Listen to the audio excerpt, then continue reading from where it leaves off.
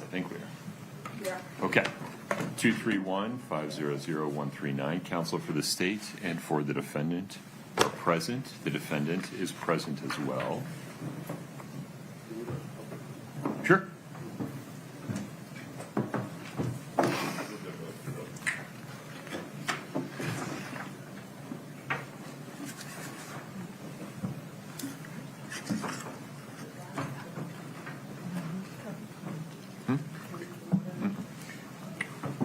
Just need to not spill it.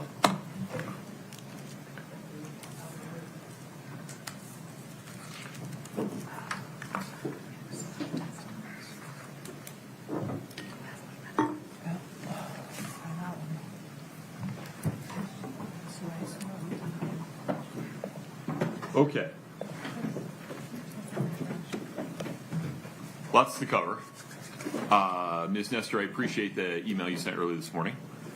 Should we start with the O'Driscoll interview? Okay. Does that make sense? Yes, sir. Okay. So this is docket 1163, which is the state's motion regarding portions of the O'Driscoll interview as clarified by docket 1555 and Ms. Nestor's email of this morning. Let me get there with you, and I left both of those items on my printer. I'll be right back. You can stay seated. Thank you.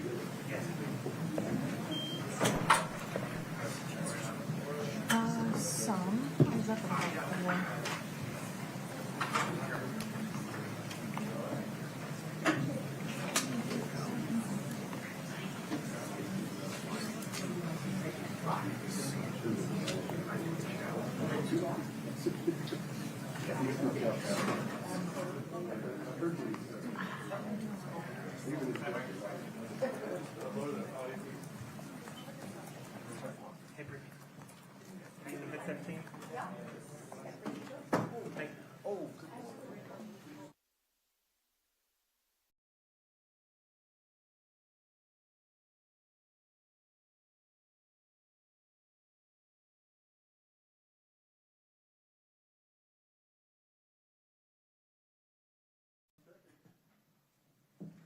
Have a seat. Thank you.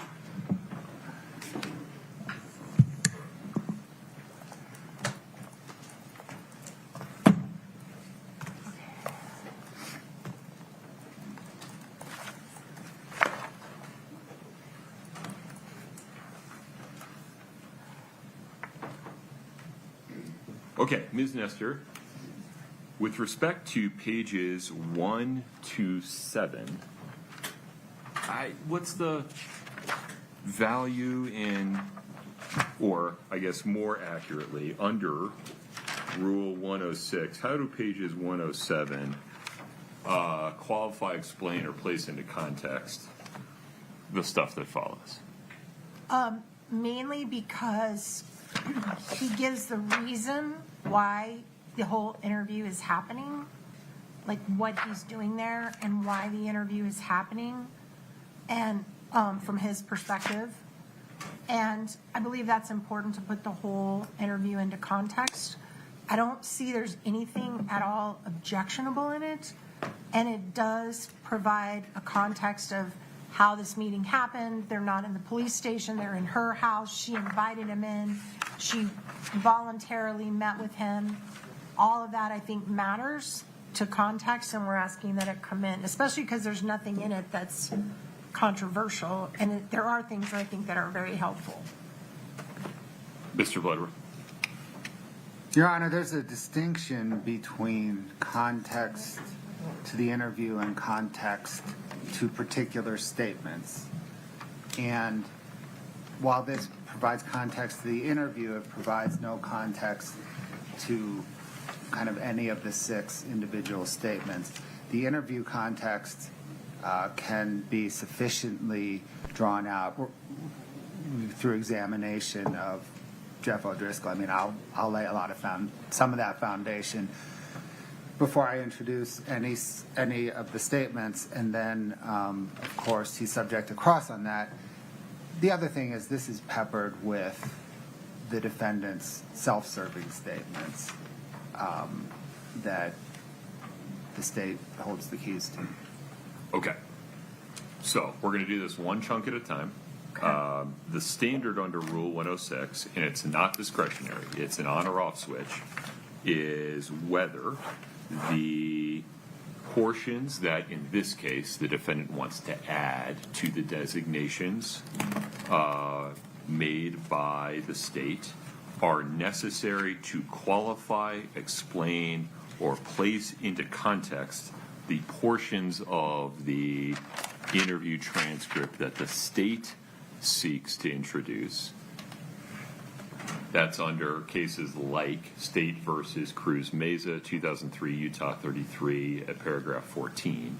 Here, with respect to pages 1 through 7, I'm persuaded by the state that this context for how the interview occurred will come out through direct and cross-examination of Detective O'Driscoll. These 7 pages are not necessary to qualify, explain, or place into context any of Kouri Richins' statements that follow. Okay, so we're not going to add 1 through 7. Those will stay redacted. Then we get to pages 15 to 16, right, Ms. Nestor? Yes, sir. Okay. This is new as of this morning. Give me just a moment. Did you have a specific line number or the whole pages? Just the redactions that are on both pages, we would like unredacted. So it starts at line 10. There are no redactions on those pages. I have redactions on lines 10 through 25 on page 15 and lines 1 through 12 on 16 is the copy I was given. Your Honor, in negotiating this back in January, the state conceded to her request to unredact that. The state unredacted it. The current copies, which are before the court and in the link I recirculated this morning, show no redactions there. Okay. That's moot then. Very good. That brings us to pages 29 to 32.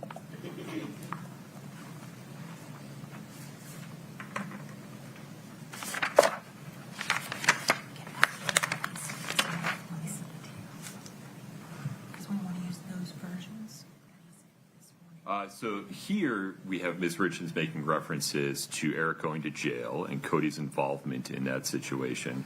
Ms. Nestor, why is this necessary to qualify, explain, or place into context Ms. Richins' statements in other parts of the transcript? Give me just 1 second, Your Honor. Sure.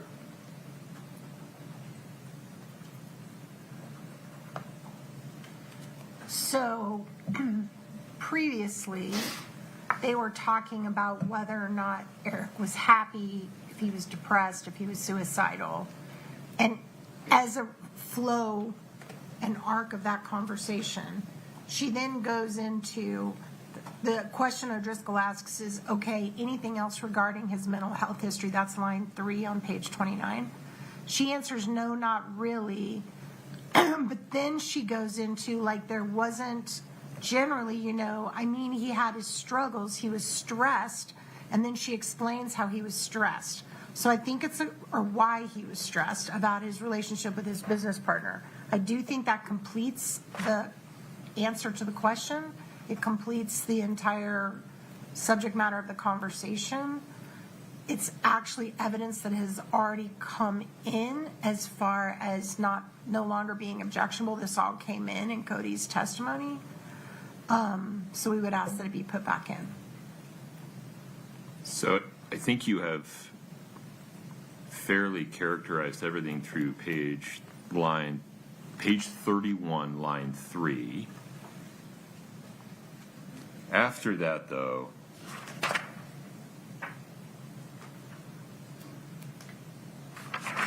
I think he turns in a different direction. That is not relevant or does not qualify, explain, or provide context for what you just described. I really don't care about the rest of it. Mr. Bloodworth, line 29 page 29, line 5 through page 31, line 3. So we will unredact that portion, Your Honor. I think it's a fair continuation Fair. of Kouri's explanation regarding things that were stressing Eric Richins. Yes. Okay, very good. So we're going to unredact page 29, line 5 through 31, line 3. The remainder of that redaction stays as is. All right, I think then we go to pages 107 to 112.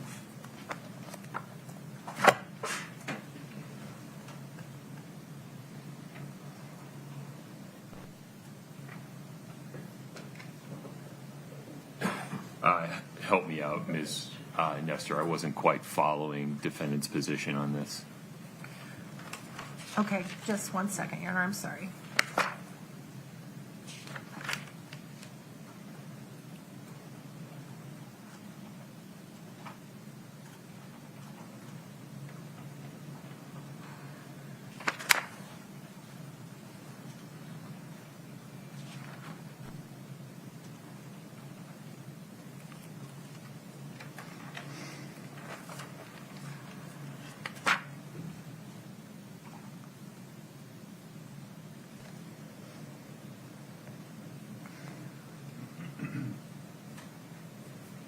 So this,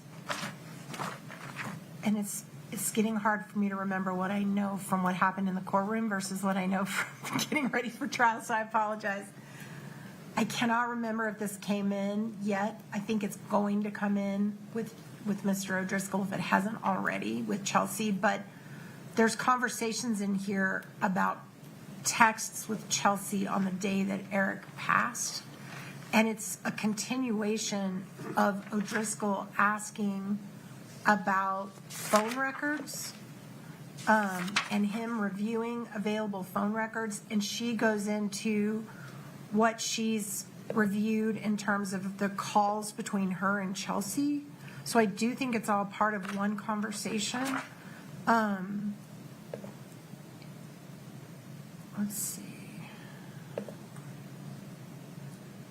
And I think to the extent that hasn't come in yet, I think it's going to come in today. Well, I don't disagree with your prediction about what Detective O'Driscoll might testify to. The task I have to engage with here is whether any portion of 107 through 112, line 9, is necessary to qualify, explain, or place into context Ms. Richins' other statements in this interview. So I think it's a direct continuation of the questioning above it about telephone records and whether Right. she has available phone records, and she discusses these records of calls with Chelsea. So I do think it's all one conversation. Can you point me to specifically, it seems to me that in the preceding pages they're talking about what phones she had access to during what periods of time, when those devices were or were not available to her, which belonged to C&E, which belonged to her. If you go back just a little further, Your Honor, to page 105, line 15, Detective O'Driscoll starts with, okay, so when was the last time before the night of the 3rd that you talked to Chelsea? Do you think it was the 2nd? And she says, I think it was the 2nd. And he says, when you guys were talking about the anniversary, do you know for sure if it was the 2nd or 3rd? Kouri goes into, well, yeah, because actually she sent me all the text messages because they were saying Woody tried to tell Chelsea, which was not true, that Chelsea's the last person I talked to. That's absolutely not true. And that there was some kind of message or something the night of the 3rd. I don't know, but we've pulled all phone records, and Chelsea still has messages on her phone. So none of that is accurate. And then it goes into, do you have those records? They were talking about subpoenas. Do you still have them? And then they start redacting her explanation of how she got these texts and basically that she's looked at them and what they say. So I think you're cutting out the second half of that conversation, which to us is misleading, and we'd like it all in. Your Honor, may I offer a suggestion? Yeah. The the state proposes to redact page 105, line 15, all the way down through 107, line 11. So redact the entire portion as it relates to Chelsea Barney. Okay. That removes the necessity of what follows, Ms. Richins. Ms. Nestor. It does, except that I think they'd have to go back further because they still have up there where Detective O'Driscoll's basically saying it's weird that your conversations with Chelsea's are deleted. So, I mean, they're just picking the part they like and taking out all the rest of it, right? So they'd have to go back further. If they really want to take out everything about this, it would eliminate my objection, but they'd have to go back to, let's see.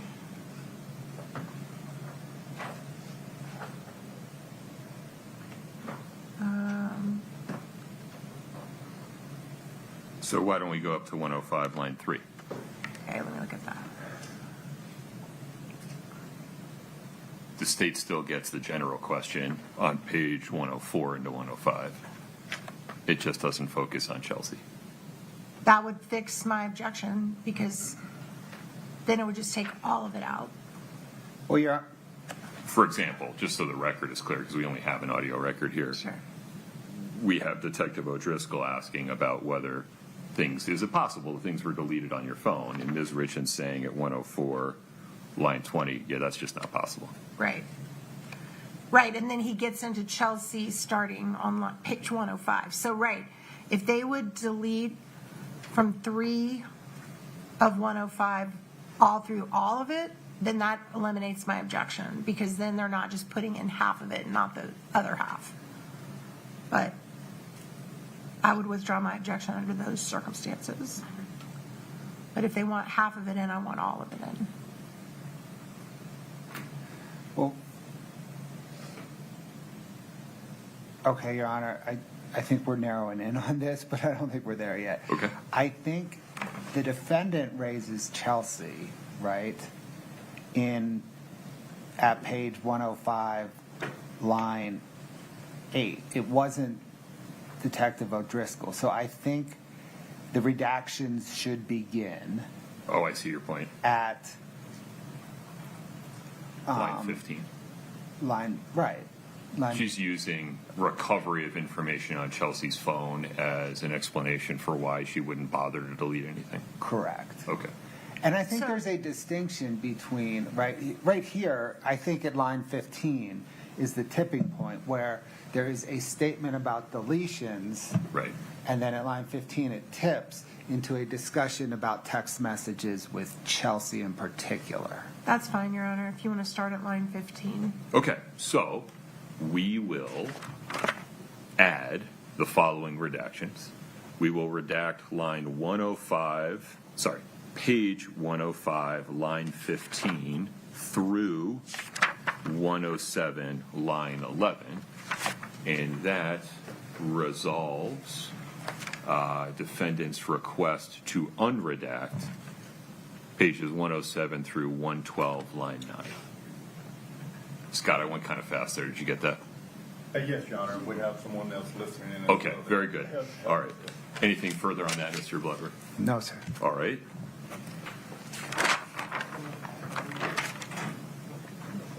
$15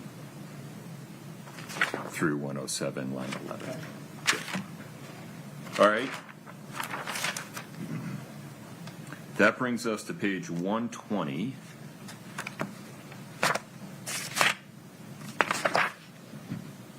Line 24.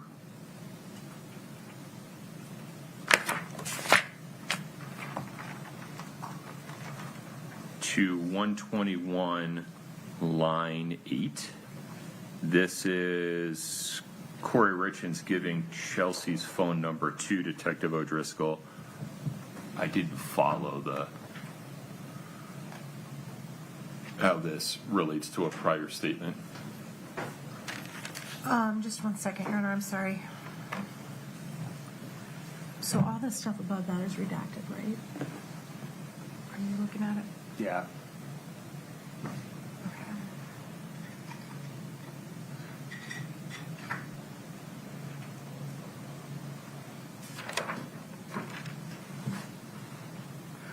Okay, just a minute, I'm trying to.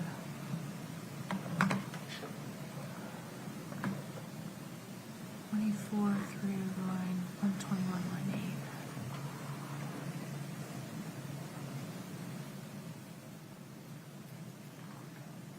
8. I'm sorry, I'm getting a little bit lost. Just give me, let me No look problem. let me look at my notes that I did just one more time. So right now we're looking at the 120, line 24 through 121, line 8. Please. Okay, I got it. Just one second.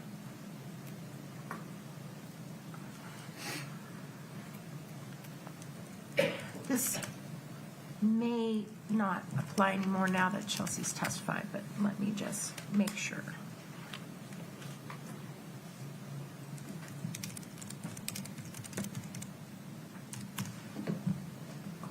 We'll withdraw that one, Your Honor. Okay. Then let's go to page 125, lines 6 through 16.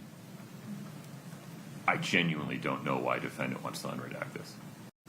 This, we have worked real hard to keep this out.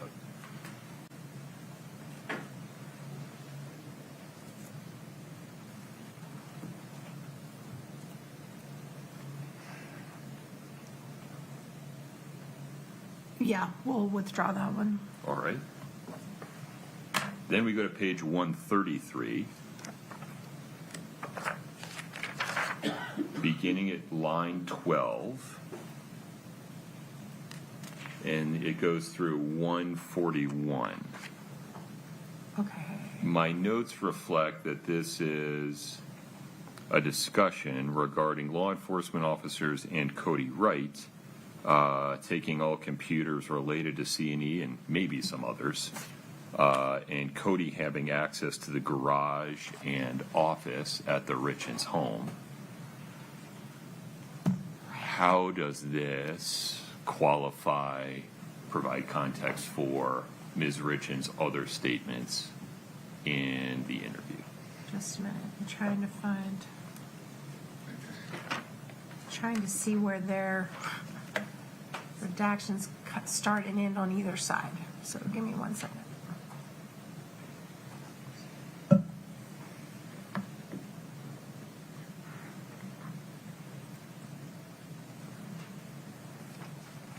Six.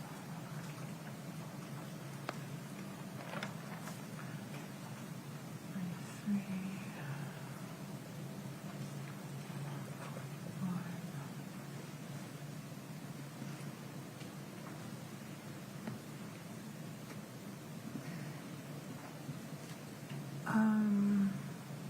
So is everything after 141 redacted still on the, I haven't seen the newest version. Everything after 141 is redacted still. No, there's some unredacted portions beginning at page 167. The statement before this redaction that we're discussing is the defendant's statements as it relates to life insurance. The statement after this redacted portion we're discussing is the defendant's statements as it relates to the trust. And the piece that we're redacting relates to collection of C&E computers, which in the state's view under 106 is not context to either the preceding or the subsequent statement. 133, line 12 to 140. That looks accurate based on my review, Ms. Nestor. I think most of this has come in now, so I'm just making sure that there's nothing.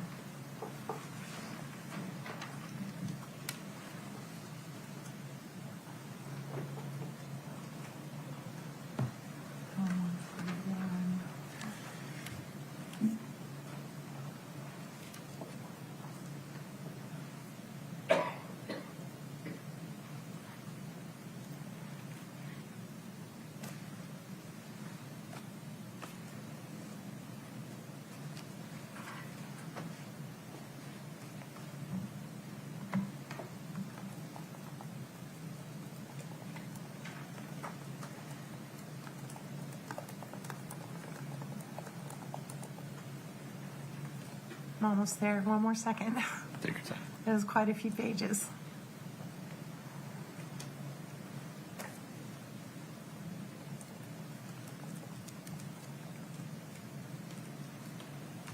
That's all come in, Your Honor. We don't need it anymore. All right. So defendant's request to add pages 133, line 12 to 141 is withdrawn. Then we fast forward to pages 174 through 184.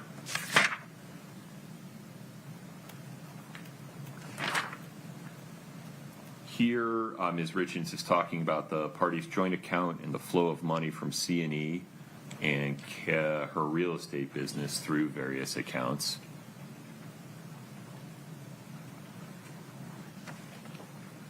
Right. The immediately preceding statement is regarding the trust. The immediately following colloquy seems to be about life insurance policies. Yeah, just a minute. So this is 10 pages. I also think most of this has come in. If you can give me just a moment, Your Honor. Sure.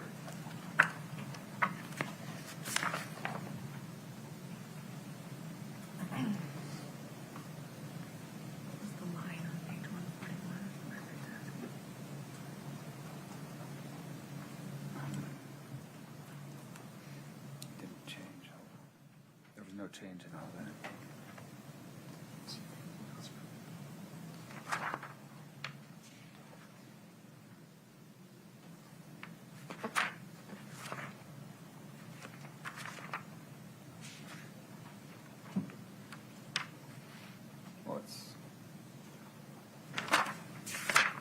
There is no break at 141. The redactions continue until 1.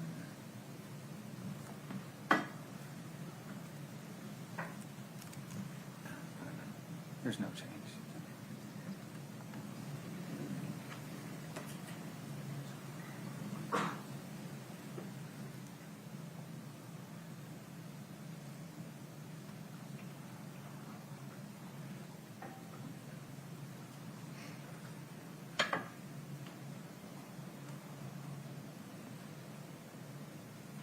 I think that all came in, Your Honor. We'll withdraw that one.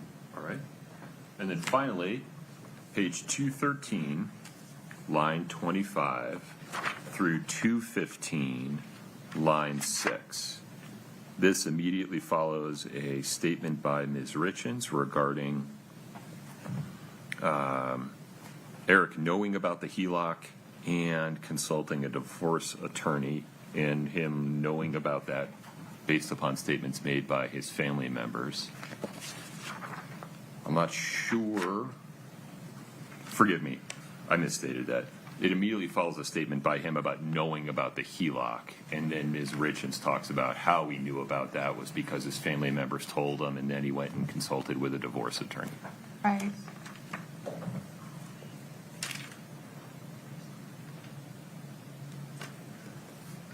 I do think that's all one conversation, Your Honor, where they're talking about how he I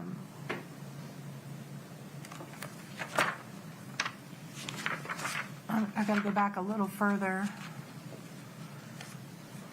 They're trying to say what they're accusing her of and how. Topics here.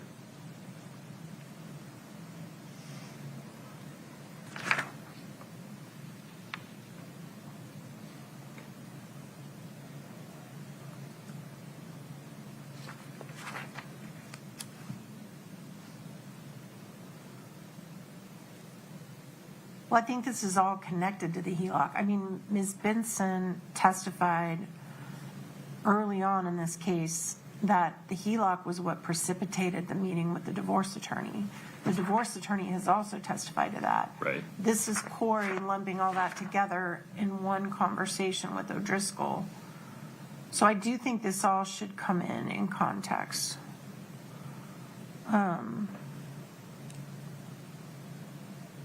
I just think it's all connected to the beginning of the conversation where they're saying that he was unhappy about the HELOC and that he had been meeting with someone about a divorce and that Kouri was unaware of that and that she learned about that later from the family. So I think that's all connected. I would ask that come back in. Mr. Bloodworth. Your Honor, the preceding statement, which is the statement the state seeks to isolate, is the defendant's statement regarding what she knew about the HELOC. In the redacted portion, she then pivots to divorce attorney discussion, which is in her statement separate and distinct from the HELOC discussion. It has come out in trial that the two are connected, but in this statement, it is a distinct statement through the course of this interview. Just in terms of ending that, Kouri Richins. Yeah, I think. It seems that Ms. Richins' sentence that begins on 213, line 22, doesn't actually end until 214, line 2. It looks like maybe she and Detective O'Driscoll talked over each other in that point. It would seem appropriate to end it there and then redact the rest. So just to unredact 213, line 25 through 214, line 3. Agreeable. Okay. That's the court's ruling, Ms. Nestor.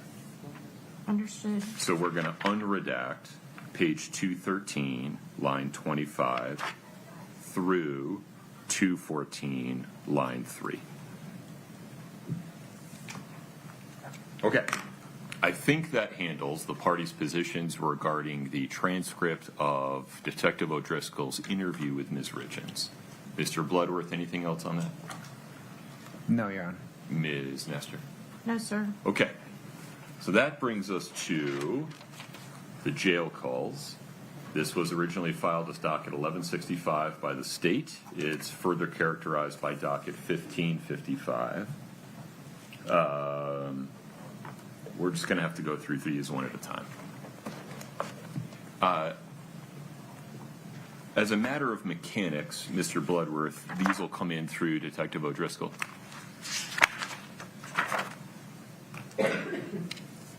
Yes, Your Honor, as a matter of mechanics, and I don't know at this point if we're going to introduce them all through Detective O'Driscoll on direct. In fact, trying to recall, there may be only one or two that I can pin down that we may want to address first, although I think that if we can, we should resolve the whole set of them today, because I can see how it would come up in either redirects or some crosses that would could begin as early as today. All right, let's go through them. So, tab, well, I don't know if you have the same binder. Let's go 2-69T.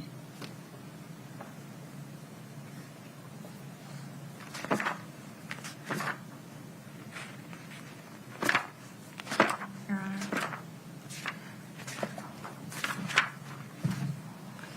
And my main concern is on page 8, lines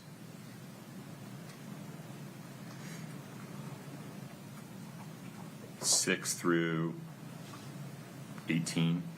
I'm sorry, Your Honor, I'm just pulling it up. Which one are you looking at? Can you give me the number again, sir? 2-69T. Okay, got it. And what portion are we looking at? Well, the court's concern, based upon the content of the unredacted portions that the state seeks to admit, is page 8, Lines 9 and 10?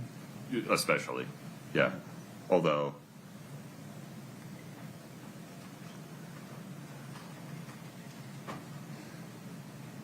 Oh, that's definitely part of it.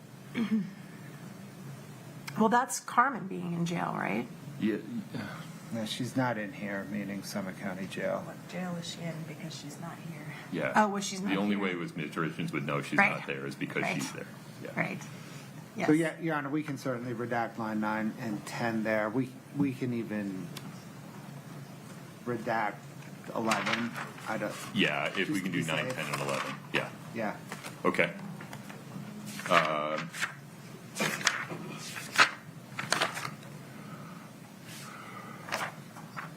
Ms. Nestor, what was defendant's objection to the remainder of this? Hold on just a minute, Your Honor. So, Brittany, from 2-69T, we're redacting page 8, lines 9 through 11.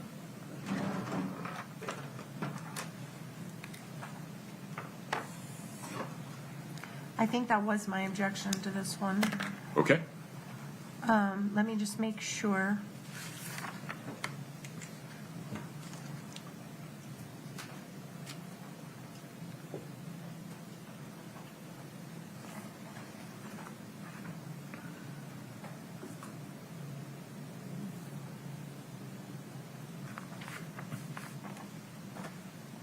I think that was it. I think that was the only problem I had with that one. Very good. Wait, hold on.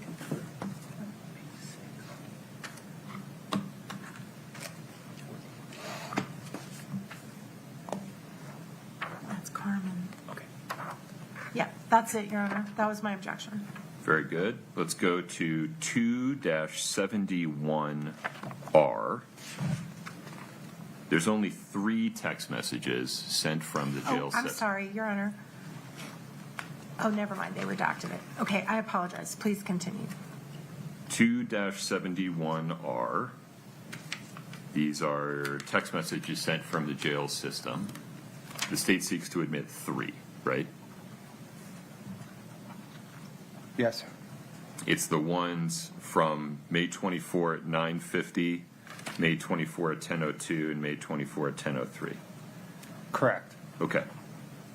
So we have a couple of objections to this one, Your Honor. It looks like they have made all the redactions that we requested that indicate it's jail-related. So those have been resolved. However, this is a correspondence between Kouri and her brother. And the brother's asking her, did Eric ever talk about suicide? Right. And she's repeating things that Eric said to her, which would be hearsay. Also, I believe the brother's statements are hearsay. Well, all of the non-Kouri Richins statements are going to be hearsay if they're accepted for the truth of the matter. Right. So that's Well, an but issue. they're specifically trying to admit what Eric said for the truth of the matter. So that's the concern that I have. It's like double hearsay. I know Kouri's statement isn't hearsay, but when she relays what Eric told her, that is hearsay. So that's our objection to this one. Also, we just don't see the relevance. There's no... You don't see the relevance of whether Mr. Richins ever spoke about suicide? I don't think either side is making the allegation that he intentionally killed himself. That's never been said by either side. I think the state is seeking to prove affirmatively that he did not. So I think we can put relevance aside. It's certainly relevant. Okay. Mr. Bloodworth, talk to me about the hearsay. Put the brothers level aside. It's the truth of Eric's statements to Kouri as related by Kouri. Kouri's level, categorically not hearsay. It's the Eric Richins level.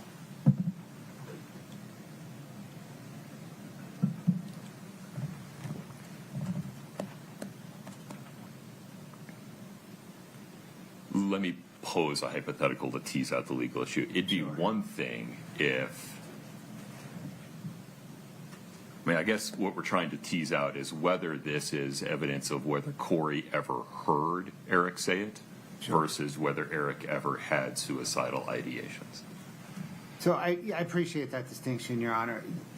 She doesn't quote him, right? It's a generic, this is my impression of generally, Of my husband. right. Yeah. Well, respectfully, I disagree. He would always say things like, if anything ever happened to me, blah, blah, blah. I mean, if they want to redact everything after the word not suicide specifically, then my objection, apart from the relevance, which I stand by, but that would cure the hearsay problem of what he actually said. But they could leave in her answer not suicide specifically, because I don't think that relates to a particular statement. It actually refers to the absence of statements. I think the opposite. That is what explains her statement, not suicide specifically. Well, then it shouldn't. And- Then none of it should come in. Right. The statement is Kouri Richins' statement is not suicide specifically. The remainder of that particular text message is, in a sense, 106 completeness because she is explaining her statement. Why don't we just instruct the jury that they can't accept Ronnie or Eric's statements for the truth, but they can accept them for the effect they had upon Kouri Richins and let the whole statement in? Correct, Your Honor. That's appropriate. Because it's not being offered to show any effect on Kouri Richins. It's being offered to get in the fact that Eric made that statement to her. That's the whole reason this is coming in, and I stand by my objection, Your Honor. And just to be clear, you don't want to admit the statement that Eric told her they'd be set for life if he died.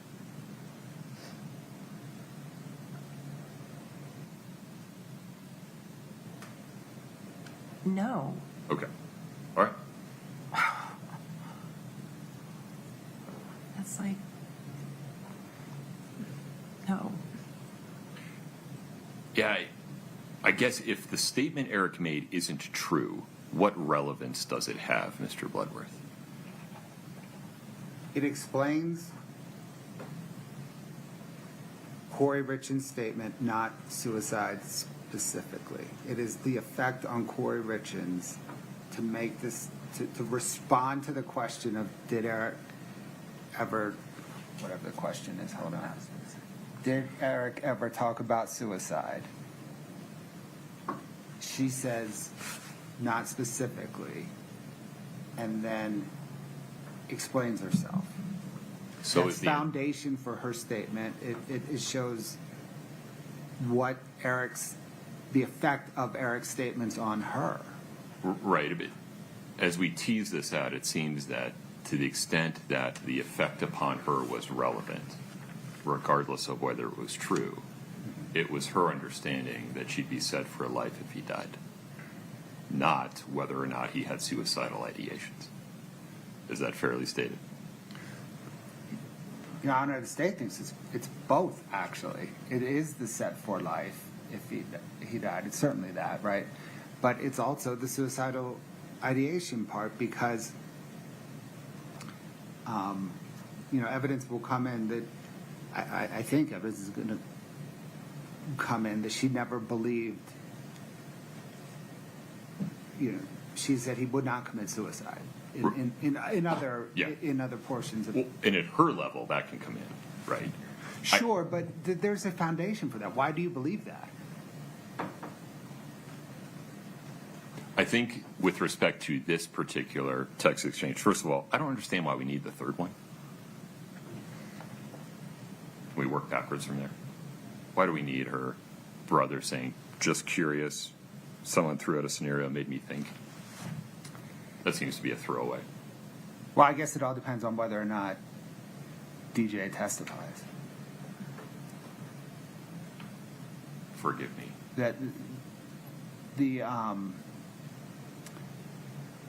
That statement could be used in impeachment of DJ Kouri if he were to testify. Is this one of the things that's coming in through the state's case in chief or the rebuttal case? Or through cross? My apologies. As yet unclear. So, yes, Your Honor, let me perhaps resolve, I think, the current tension. Yeah. If it comes in the state's case in chief, then I would agree that third statement we could redact. We may have a discussion down the road about unredacting it. Understood. Okay. So focusing on the first two, I think the correct result here, let me state it and then let counsel ask for any clarification, is to admit the first two text messages with the following instruction to the jury, that they cannot consider Ronnie's statements for the truth of the matter only for the context that they had or the effect they had upon Ms. Richins as the listener. They cannot consider Ms. Richins relating what Eric Richins told her for the truth of whether he ever had suicidal ideations or whether she would actually be set for life if he ever died, but can consider it for the effect that that statement by Eric Richins had upon her on a going forward basis. What, can we just get a statement as to what effect that did have on her? Because I don't understand that argument at all. And She maybe thought she would be set for life if he died. It provides a motive to kill him. Okay. Mr. Bloodworth, any clarification? No, Your Honor. Okay. Any other clarification, Ms. Nestor? No, sir. We just would like a continuing objection to that one. I don't know what you mean by that. So I don't have to, when they admit it, I won't have to jump up. I just like, And you don't, under Okay. Rule 103, have we discussed anything further on that? no, sir. Okay.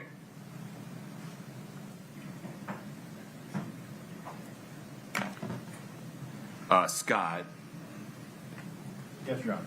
would you initially redact the message from Ronnie at 5:24 at 10:03? Just curious. I watched something, etc. I think that's from DJ. Oh, I'm sorry.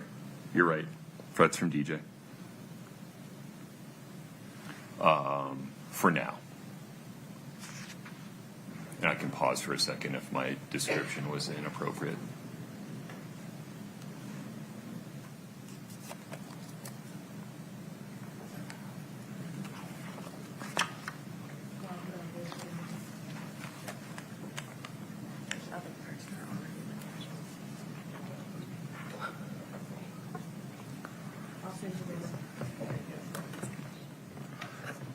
We're getting it. We're tracking it in the back as well. No problem. Sounds good. Okay, moving on.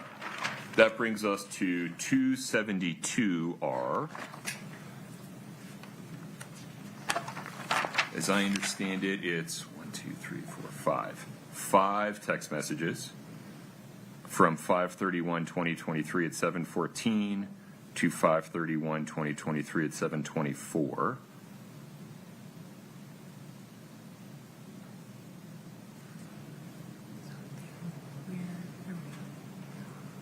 I think the relevant part of this, Mr. Bloodworth, is that Ms. Richins saying she hardly knew Hayden Jeffs. Is that the point of this? Correct. Okay. And so do we need anything after the 5:31 at 7:22 where she says that?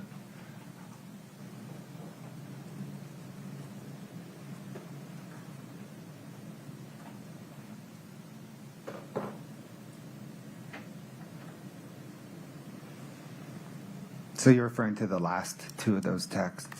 Yeah. We can redact those. Okay. Wait, I'm sorry. Which ones? I missed which ones you're talking about right then. Another one wanting their 15 minutes of fame. Oh, God, huh? I would object to that coming out. I object to this whole thing coming in, but if it comes in, they should all be in. All right. Tell me why you object.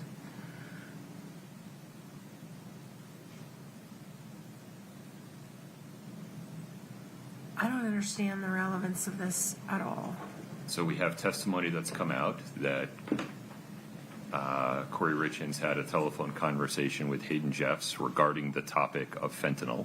Here she's saying she hardly knew him. It's probative of their relationship. They don't talk about that at all in here, though, about any conversation that But she had with she him. talks about hardly knowing him. Your Honor, we just stand on a relevance objection. Okay, anything else? No. Okay. This is relevant to Ms. Richins' knowledge of or disclaiming knowledge of Hayden Jeffs. And do you want the whole thing, Ms. Nestor? Yes, I do. All right, we'll leave it as is, Mr. Bloodworth. Yes, sir. Okay.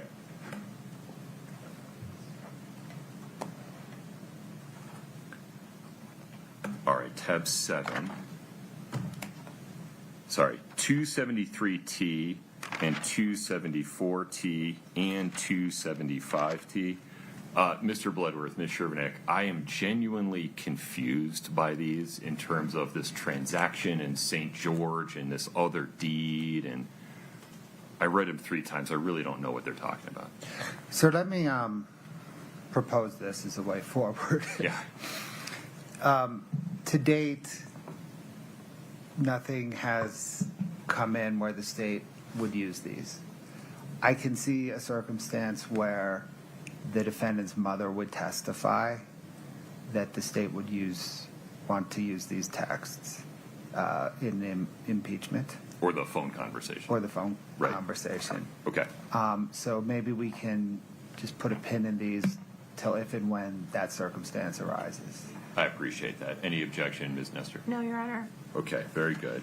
We will skip 73T, 74T, and 75T for now. Then we go to 2-76T.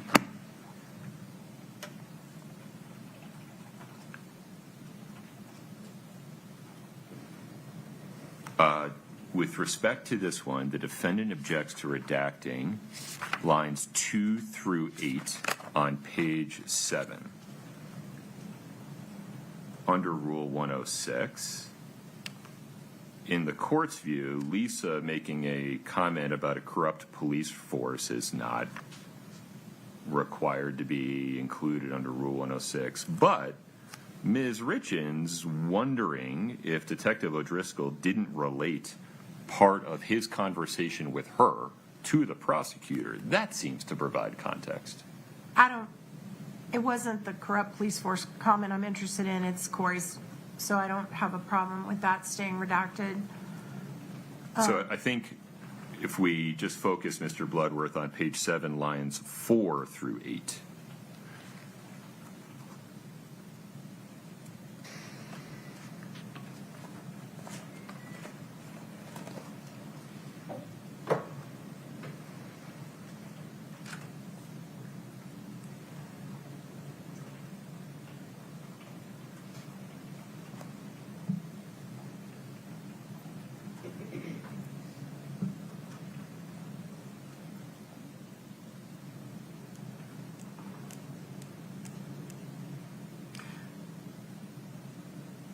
I also, Your Honor, while he's looking at that, I did catch on page 7, line 19 and 20. I think that's Lisa reading the information, I'm guessing. And that's the hearsay the court's done an in limine ruling on page line 19 and 20 on page 7. That also, just that one little part needs to be redacted. He later told his friend he thought Kouri tried to poison him. That's been kept out.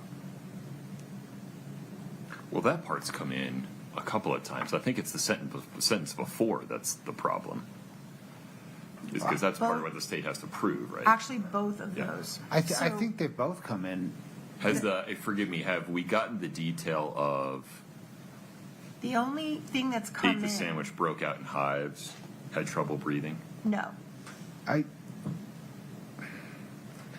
That detail has come in, I think, in the context of, in Ali Staking's testimony about what they were joking about. Yeah. I think it's Certainly ate a sandwich, had a reaction. Was she that specific? I genuinely can't remember. No. We can, hopefully somebody in the back scrambling right now Take a look. to get that portion of the transcript. I also think it's coming in a text message as well.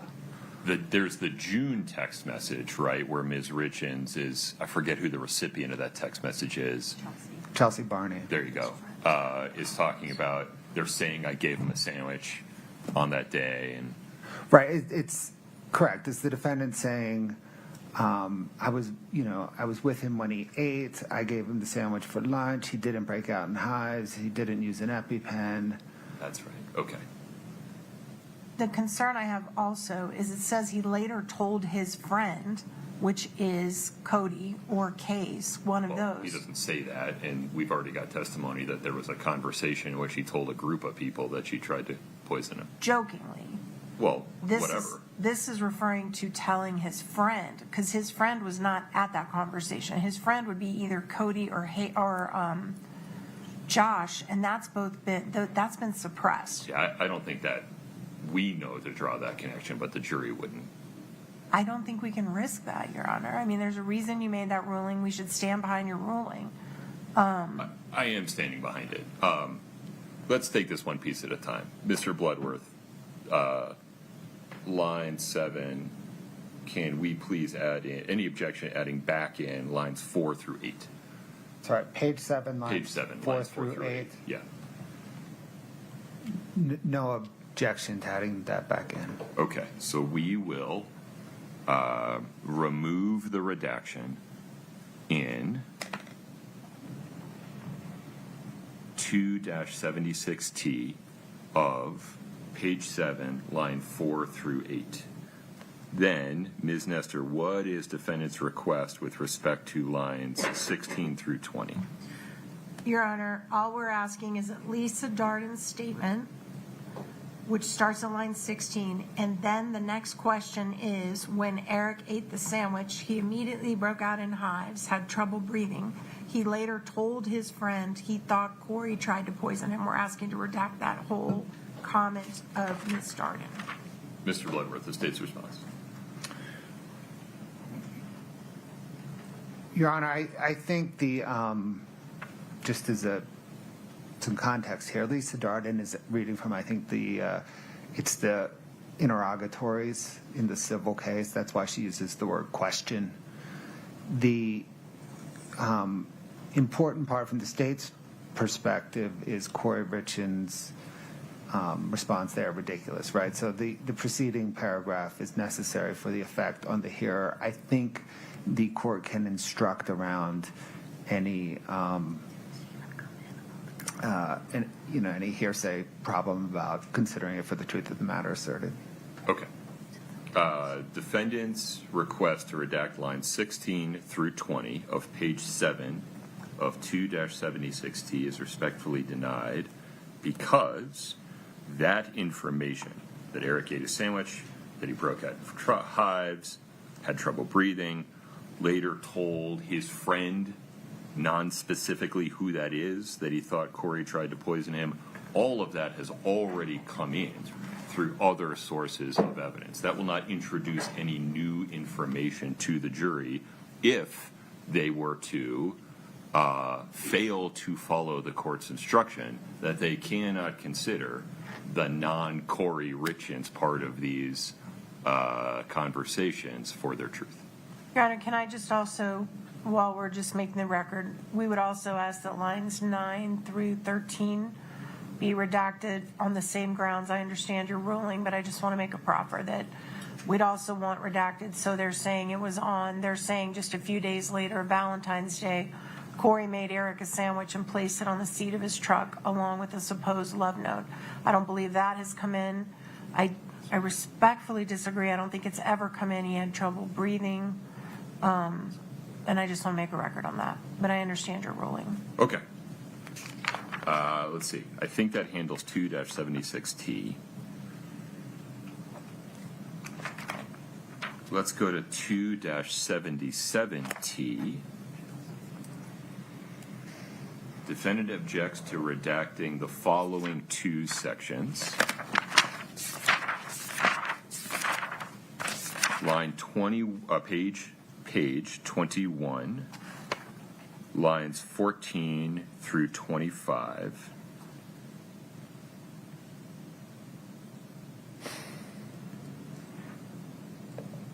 this just seems to be a self-serving statement by defendant that is not necessary to qualify, provide context for, or explain any of the other unredacted statements. Why is this necessary under Rule 106? Page 21, lines 14 through 25. Yeah.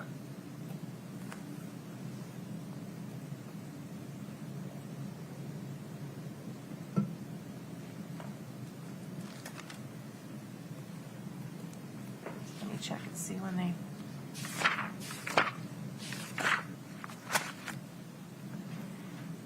We don't need that. We'll withdraw that. Okay, thank you. And then, same exhibit, 2-77T. Please go to page 25. Lines 2 through 16. I'm not sure why this is Rule 106 material either. It is almost entirely Ronald Darden statements with just Ms. Richins making non-substantively responsive comments. Why don't you sit at the table? Sit here. I need your help. Yeah. So, for example, Brad has all the notes on what's been done so far. Okay, I don't need anything above line 14, but line 14 is the beginning of her sentence that starts on line 17. Okay. So we need 14, 15. I don't really care about 16. It doesn't, I think he's talking over her, but 14 and 15 is the beginning of the sentence that they start with 17.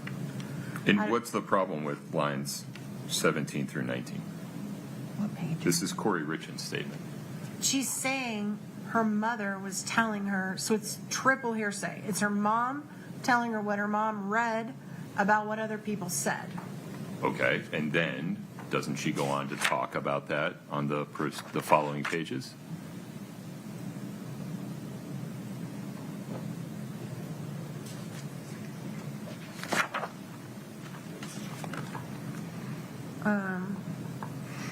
I'm not sure what you're asking me.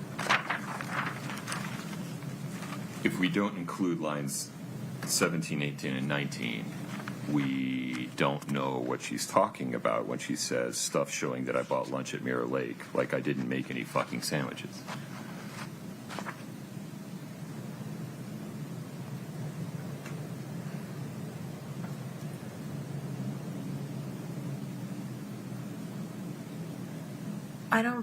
It's context for what she's talking about I later. don't think any of it should come in. I mean, it's all talking about a triple hearsay statement, and she's addressing it. It's her making comments about what did or didn't happen with respect to the sandwich on Valentine's Day. It's That's her relevant. responding to what the triple hearsay statement is saying. Well, that's fine, but the statements made by other people do not come in for the truth. Her statements are admissible as categorically non-hearsay. So you're going to make an instruction on this one as well? I'm making an instruction on all of them. Okay, that they I'm sorry. cannot consider the statements that are made by people other than Ms. Richins for the truth of the matter asserted. So, I'm sorry. I did not understand that you were suggesting that you're making one instruction for everything. I don't know how they're introducing these. I don't know I if they're can all... make an instruction every single That's time. what I'm asking. Yeah, happy to. Okay, that's...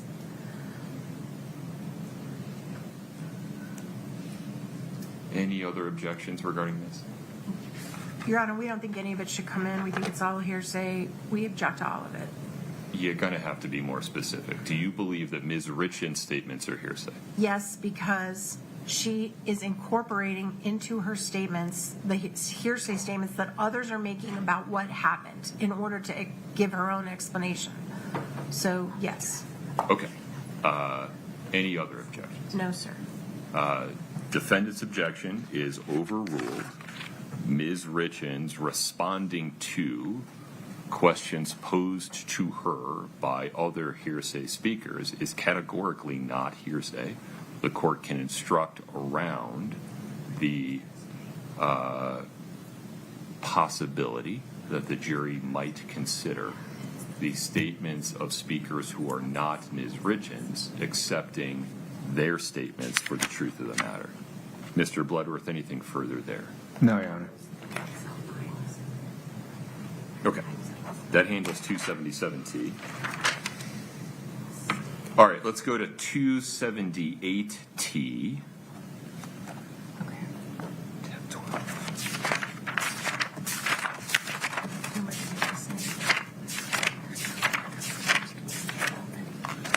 Mr. Bloodworth, take a look at page 11 with me, please. So, Your Honor, maybe I can head some of this Please. off. So this, along with, I think it's 2-90, right? This all goes to recovery of the walk the dog letter, which is entangled with a whole lot of Kouri Richins is in jail. I have a proposal. Why is recovery of the walk the dog letter going to be an issue that comes in before the jury? I've already ruled on any motions to suppress it. I don't think it has to. I'm so sorry. Which number are we looking at right Currently, we're looking at 78T and 90D. So at the outset, from the state's perspective, in introducing the walk the dog letter, how it was recovered, I don't know that matters. But I can envision a scenario where, for example, defense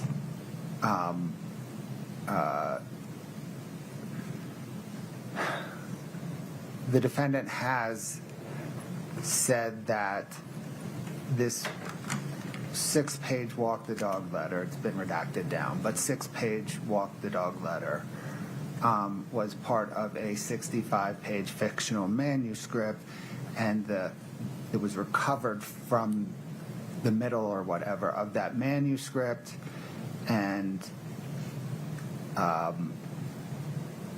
the context of it, the context of the 6 pages is within the volume of a book. That is untrue, and we could prove that by proving how it was recovered. Let's go in order of events, though. In terms of Jeff O'Driscoll testifying about the walk the dog letter. Go ahead. Here's my proposal. Please. I would like to show Jeff O'Driscoll a copy. Is this an accurate depiction of a 6-page letter to Lisa Darden written on either September the 12th or 13th, 2023, that investigators recovered on September the 14th, 2023, from a book that was among Kouri Richins' personal possessions? Any objection, counsel? Rather than bringing in, so the idea would be he's not going to bring in 278T and No, just we'll start there, and it will inform what we do with 78T and 90D. So the way he just explained that answer, I don't know what I could object to. Well, if you object to foundation, you're going to create a problem. So I just need to have what he's proposing is that question be non-objectionable based on foundation by stipulation of the parties. Well, I don't plan to object to that question because I don't want to get into the fact that her cell was rousted. Right. So, I mean, I'm certainly not going to open that door. Okay. So if it comes in that way, as I understand it, there's no need for the state to use 2-78T or 290D in its case in chief. Is that accurate? Correct. Okay. Ms. Nestor, anything further there? No, sir. Okay.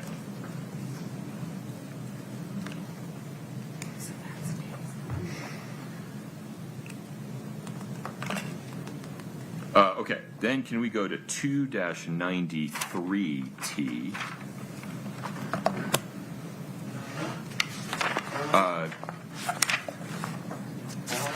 I think this is Ms. Richins talking about speaking with Ms. Bramwell and Heber.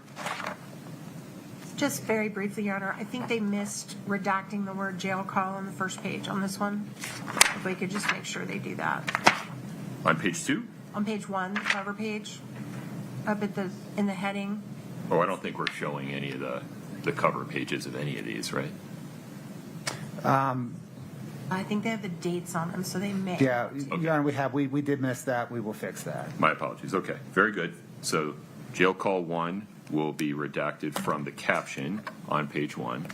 Thank you.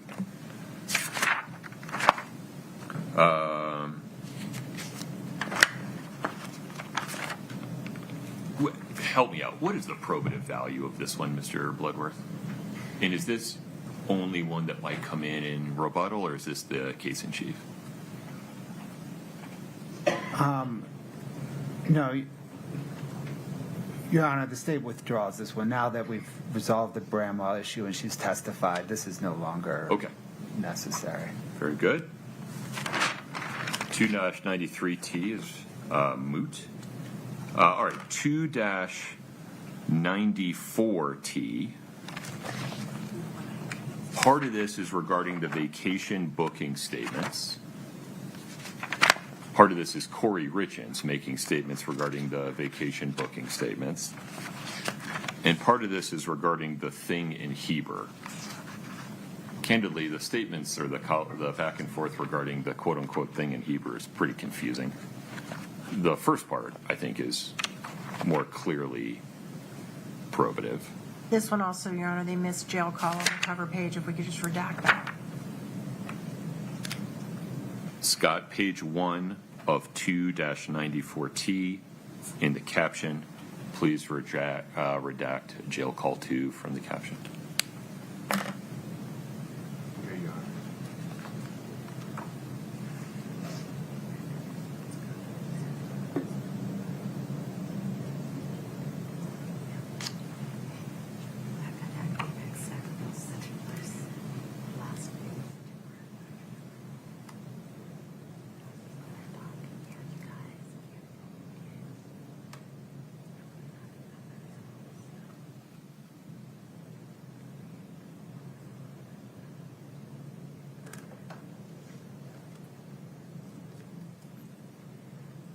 Your Honor, at this point, because of the way the evidence came in, the state will withdraw this one as well.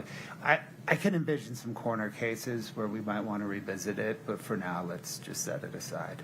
Very good.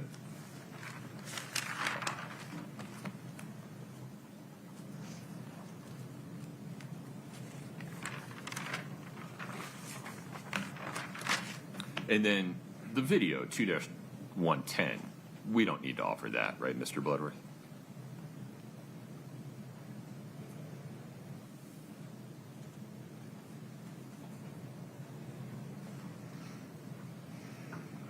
Sorry, sir, I'm just bringing it up. Oh, no, so that went the same way as 278T and 290T. Got it. Okay. Ms. Nestor, I think that resolves the state's docket 1165. Anything further on that? No, sir. Mr. Bloodworth? No, sir, nothing on that. We recently identified 3 additional jail calls that we've redacted. We'll send those to the defense today. I don't anticipate introducing them today, but Okay. so we may have additional similar discussions. Understood. And then, let's see. May I ask about the state's motion to admit redacted exhibits 8-57R through 8-63R? That is the state's designation of prior consistent statements by Carmen Lauber. May we talk mechanics for just a moment? Yes, sir. How are these coming in mechanically? So, Your Honor, in questioning Jeff O'Driscoll today, I will ask him about conduct of the interview of Carmen Lauber. Ask him about the defense's question. You know, he was present when the defense questioned Carmen Lauber about certain statements. In context, do those, are those statements, fair? No. And then move to admit the various 57 through 60, whatever. So I appreciate that the state has evidence through Jeff O'Driscoll and perhaps others that the arc of the interview, particularly the conduct by law enforcement officers or investigators and Ms. Lauber's responses thereto, are not the same as suggested by defense's cross of Ms. Lauber. Right. But you can elicit that evidence through Detective O'Driscoll's testimony. And to the extent you need to show that Carmen Lauber testified consistently with her direct versus the suggestions of what she said or what she said on cross, you can certainly do that. Mm-hmm. My question is, though, it seems like a lot of this is being shown the arc of the investigator's conduct rather than just Carmen Lauber's prior consistent statements. Now, I understand context matters, but do we really need all of it, is my question. Your Honor, the state tried to narrowly tailor the amount of information. I think... And to be clear, I recognize that we went from 900 pages down to 100-ish. Correct. So I understand that. I think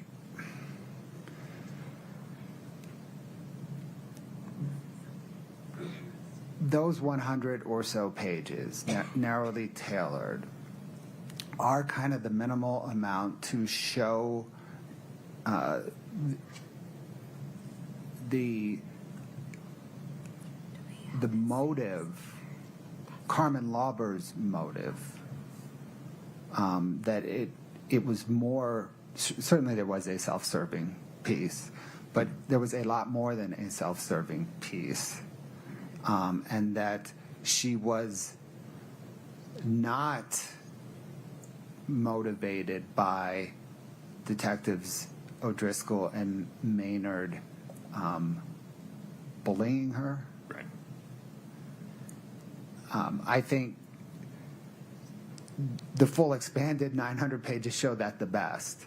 I think the 100 or so we culled to show it enough. Do you have these as one kind of video clip that plays from interview to interview, or will you provide some signposts for the jury as you introduce them? Your Honor, we don't intend to publish them. We intend to make a few points from them through Detective O'Driscoll's testimony, provide them to the jury, and in argument argue something like, you heard the defense cross-examine Carmen Lauber. You heard Detective O'Driscoll's testimony regarding those interviews. You have them before you if you want to, or you have these excerpts before you if you want to dig through them and determine for yourself what the evidence proves. Okay. I appreciate the efficiency of this. I have a genuine question as to whether I can send these transcripts back into the jury room when I'm not sending other transcripts of other testimony back into the jury room. I have some Your Honor, it's not testimony. It's evidence. It's an interview. I mean, we'd have to go through the Crawford analysis to figure out if Ms. Lauber's statements were testimonial. Now, there's not a Crawford problem because she was on the stand. Correct. But whether these qualify as testimony with respect to the concern that providing transcripts of certain testimony would give that certain testimony undue weight when transcripts of other testimony are not provided, that I have a genuine question about. So I'm not suggesting that you can't publish. Sure. I'm asking whether you have to publish but not admit.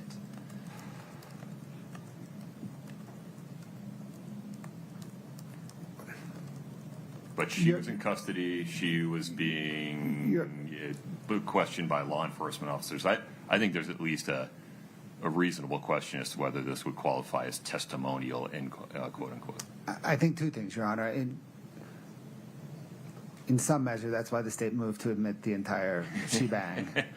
But I appreciate the need for efficiency. Right. The second thought I have is, to the extent that the defense wants to further cross-examine Carmen Lauber on these, or Detective O'Driscoll or Detective Maynard, they're here.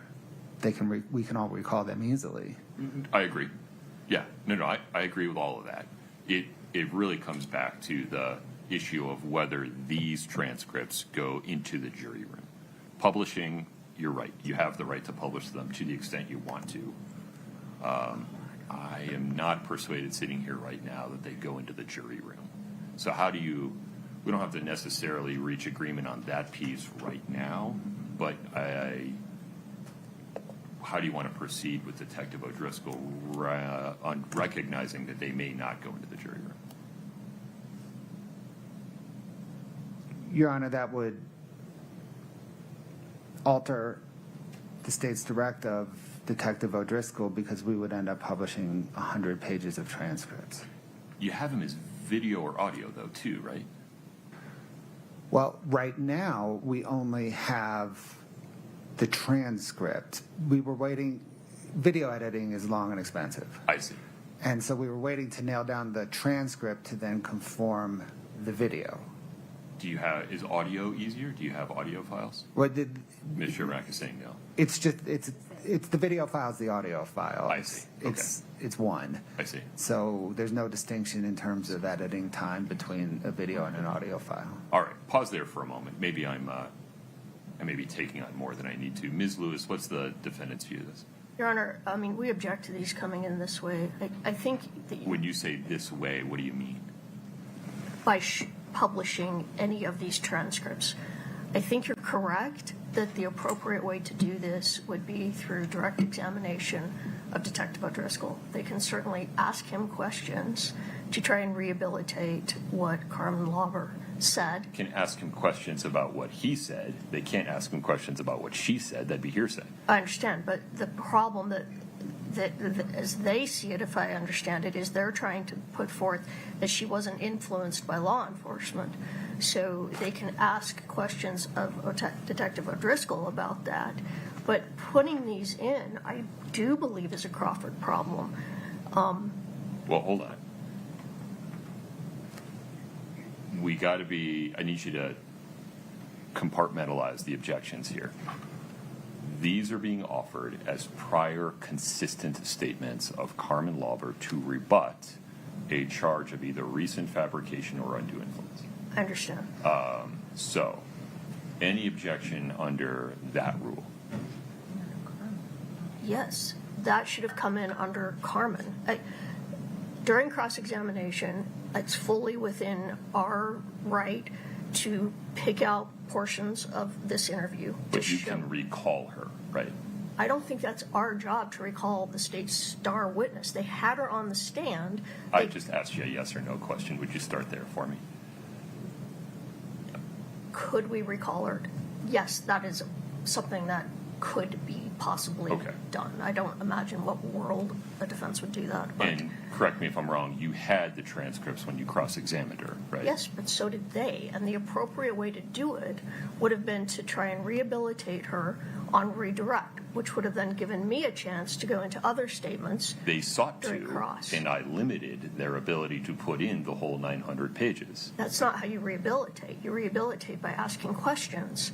It's not by putting in an entire transcript. Well, you can do it, for example, by admitting prior consistent statements. And so I just need you to stay focused on that rule for a moment. I know I'm interrupting you. Yeah, you are. I don't understand how you think they were supposed to admit prior consistent statements. Through testimony. That's not a prior consistent statement. The whole reason we have the prior consistent statement rule is because the testimony goes in a different direction, or there's a charge of recent fabrication or undue influence. Then you have the prior statement come in as substantive evidence. Only while she's on the stand. They didn't even attempt to question her about whether or not to pull out these portions to show, oh, look at, you weren't unduly influenced. Look at, you said this, you said this. Is that correct? Is that correct? That's how you would normally see this done. Then I could have cross-examined her. And I also want to point out that they have taken very small portions of this that leave out the portions of the interview where she is being influenced by statements of law enforcement. This makes it look like, I mean, they've cherry-picked what they want. And for example, I want to pull out the May 10th interview. I don't even understand why this would be coming in. All they've pulled out is a conversation between Ms. Whistler and Ms. Lauber that Ms. Lauber is supposed to testify before the grand jury. That's going to open up a whole door of speculation and what happened. I don't see how that has anything to do with what we're even talking about. And as I go through the transcripts, it's very much just what the state wants the jury to hear. I mean, if we're going to do this, which I think is completely inappropriate, this is a Crawford problem. This should have been brought in through testimony when Carmen Lauber was on the stand, so she could have been cross-examined. They can bring in what they want through Detective O'Driscoll, because we still have an opportunity to cross-examine him. But to just send back portions of a transcript that we've not been allowed to cross-examine on that point out to the jury just what they want the jury to hear is inappropriate. And I apologize, you're jumping around a little bit. So put aside sending transcripts back. I have concerns about that. Do you have any law for the proposition that prior consistent statements can only come in through the witness that makes the statement? Well, I would point to a case. Let me pull it up again. I had it. Just give me a moment.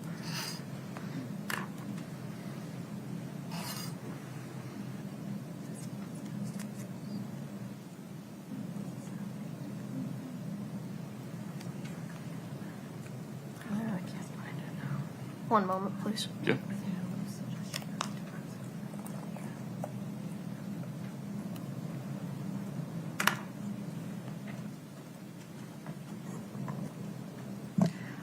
It's 366 P3rd 867, State of Utah, in the interest of JC. I'm sorry, would you give me the site one more time? 366 P3rd 867, and I direct the court to footnote 8. Okay. All right, so I understand your objection there. Tell me why you think it's a Crawford problem. You had the opportunity to cross-examine Ms. Lauber. You did cross-examine Ms. Lauber. You used part of these interviews to cross-examine her, to challenge her on whether she just asked the law enforcement officers, investigators, just write her statement for her. I don't understand what a lack of confrontation Ms. Richins has had here. Because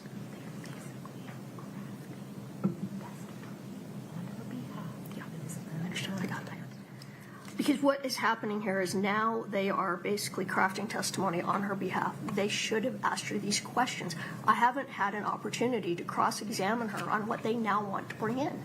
They should have brought it in through direct, and instead, which I get was difficult with her.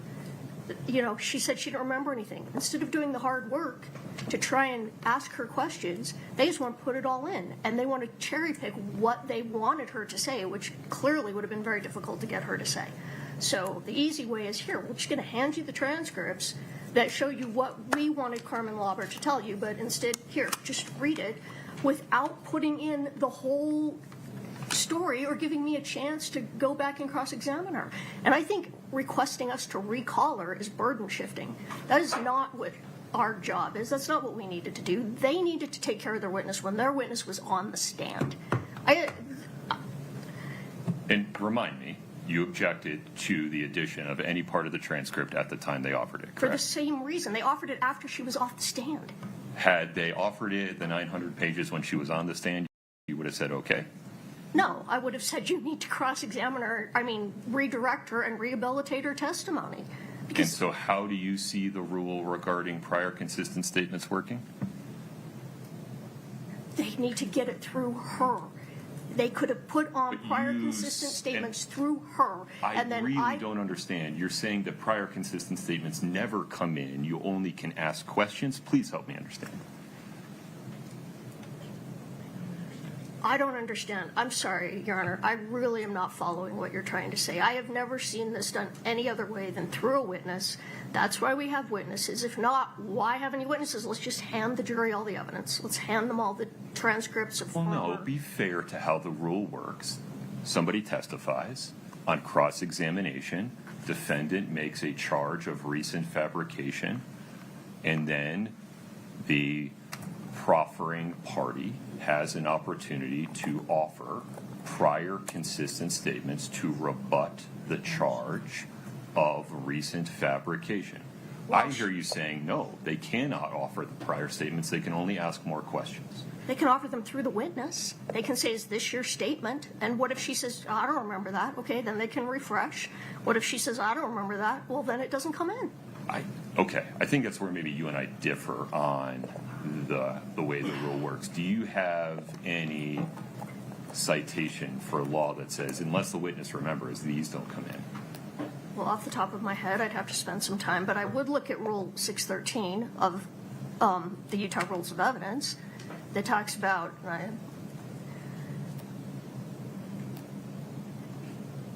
well, this talks about prior inconsistent statements, but after the witness is given an opportunity to explain or deny the statement, an adverse party is given the opportunity to examine the witness about it. We don't know what she would have said. We don't know if she would have said, I mean, she may have very well said, no, I didn't feel influenced at all. You know, that's fine. They could have asked her that question. Then I could have cross-examined her or recrossed her to say, well, what about this? What about this? What about this? Now I'm denied any opportunity to do that by just putting in statements. And I mean, I really don't know what else to say. I do think as I look through the transcripts, they have only picked things that they want in that we don't know that Carmen Lauber would have agreed to. But had they wanted to put them in through her, at least then I could have questioned her I could have questioned her. I could have said, you know, so this didn't make you feel pressured, so that didn't make you feel pressured. So they said this, so that made it, you know, so you felt you were telling, I don't know. I mean, you see where I'm getting. And I don't have any opportunity to do that in this way. They can ask Detective O'Driscoll questions. We can cross-examine Detective O'Driscoll, and the jury can make a determination of that. But by cherry-picking statements that they wanted Carmen Lauber to testify to but didn't ask her, I think that's error. It's not the cherry picking, it's the root, right? It is. I mean, you cherry picked statements too. Everybody cherry picks Right, statements. and they could have done it on redirect, and they chose not to. So again, it's the root, not the cherry picking, right? If she were on the stand, the cherry picking would not be a problem. They could have, because then I could have gone back and pulled out other statements. I think we're agreeing. Okay. All right. All right. I take your argument seriously.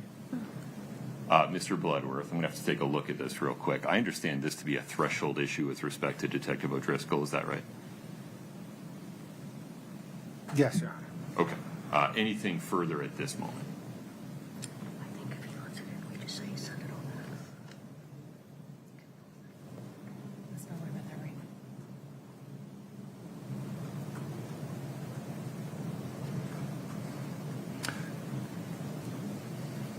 Your Honor, I'm pausing.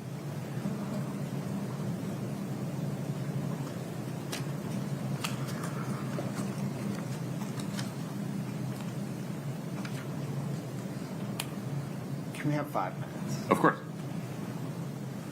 Just so I'm clear, we'll take 5 minutes for you to confer with your team, and then you'll tell me whether this is a threshold issue that I need to decide before Detective O'Driscoll takes this. Correct, Your Honor. It is now. That may change. Okay, understood. We'll take a 5-minute recess. Thank you.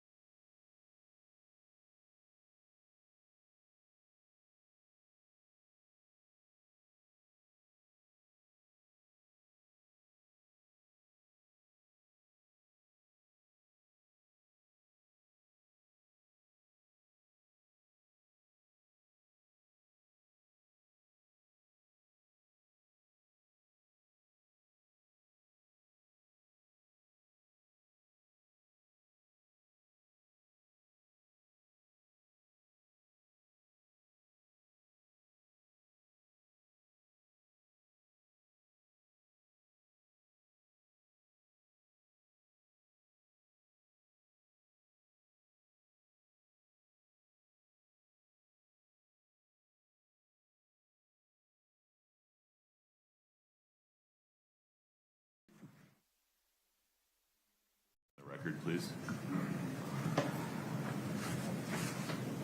Mr. Bloodworth, before you weigh in, I need to fix a misstatement that I made while discussing Detective O'Driscoll's potential testimony. I made a comment in passing that he cannot relate Ms. Lauber's statements because it would be hearsay. That is overly broad. To the extent that the statement by Ms. Lauber that Jeff O'Driscoll would seek to relate while testifying qualifies as a prior inconsistent statement under 801D1A or a prior consistent statement under 801D1B, it is categorically not hearsay and he can relate it. By the same token, it can come in through him. Ms. Lewis, I took a hard look at the case you cited me to, 366 P. 3rd, 867, footnote 8. There, the Utah Supreme Court related the competing positions by the state and the respondent. Those competing positions are substantively identical to the competing positions of the state and defendant here regarding how statements under 801D1 are to come in, and the Utah Supreme Court expressly declined to reach the issue. They did not rule that they must come in through the declarant. So, as I sit here today, there is no authority for the proposition that prior inconsistent or prior consistent statements can only come in through the declarant witness as long as the declarant witness testified and was subject to cross-examination. Indeed, it is defendant's cross-examination of Ms. Lauber that creates the foundation for admission of prior inconsistent statements based upon Ms. Lauber having not remembered or having forgotten, though that's not what the state is seeking to do here, and prior consistent statements based upon an express or implied charge that Ms. Lauber was acting from a recent improper influence or motive, to wit, pressure applied by, among others, Detective O'Driscoll, the U.S. Attorney's Office, agencies like that. There is not a Crawford problem here. I also have another thought regarding the transcripts going back, if you want to discuss that. So maybe we can get the court's thought, and then I can incorporate that into the state's position. Sure. Under Wyatt v. State, 2021 UT 32, under paragraph 21, the Utah Supreme Court abrogated the common law rule that prevented testimonial transcripts from going back into the jury room based upon a concern of undue influence on the basis that Rule 17K of their Utah Rules of Criminal Procedure does not allow for any categorical exceptions to exhibits going back with the jury because the jury may take with them, quote, all exhibits, end quote, except those, quote, that should not, in the opinion of the court, be in the possession of the jury, end quote. Now, typically that's guns, knives, poison, explosives. I still have some concern that given the volume of testimony that the jury hears, the only transcripts they would have in the jury room being this 100-ish pages of Carmen Lauber would attract some unwanted attention on appellate review. But under Wyatt v. State, 2021 UT 32, there's no categorical exclusion of them. Take it from there, Mr. Bloodworth. So, Your Honor, it's the state's position. I know I'm recapping a little bit of what you just said. It's the state's position that the court can admit the transcripts through Detective O'Driscoll. We don't need the declarant, Carmen Lauber. It's the state's position that there is no Crawford issue, in part because of the 1D1 requirement for opportunity to cross has been satisfied in this instance. It's the state's position that the defense, to the extent they want to recall Carmen Lauber, is not burden shifting. It's just that it's the defense strategic choice. And it's the state's position that the transcripts can go back to the jury. Now, having said all of that,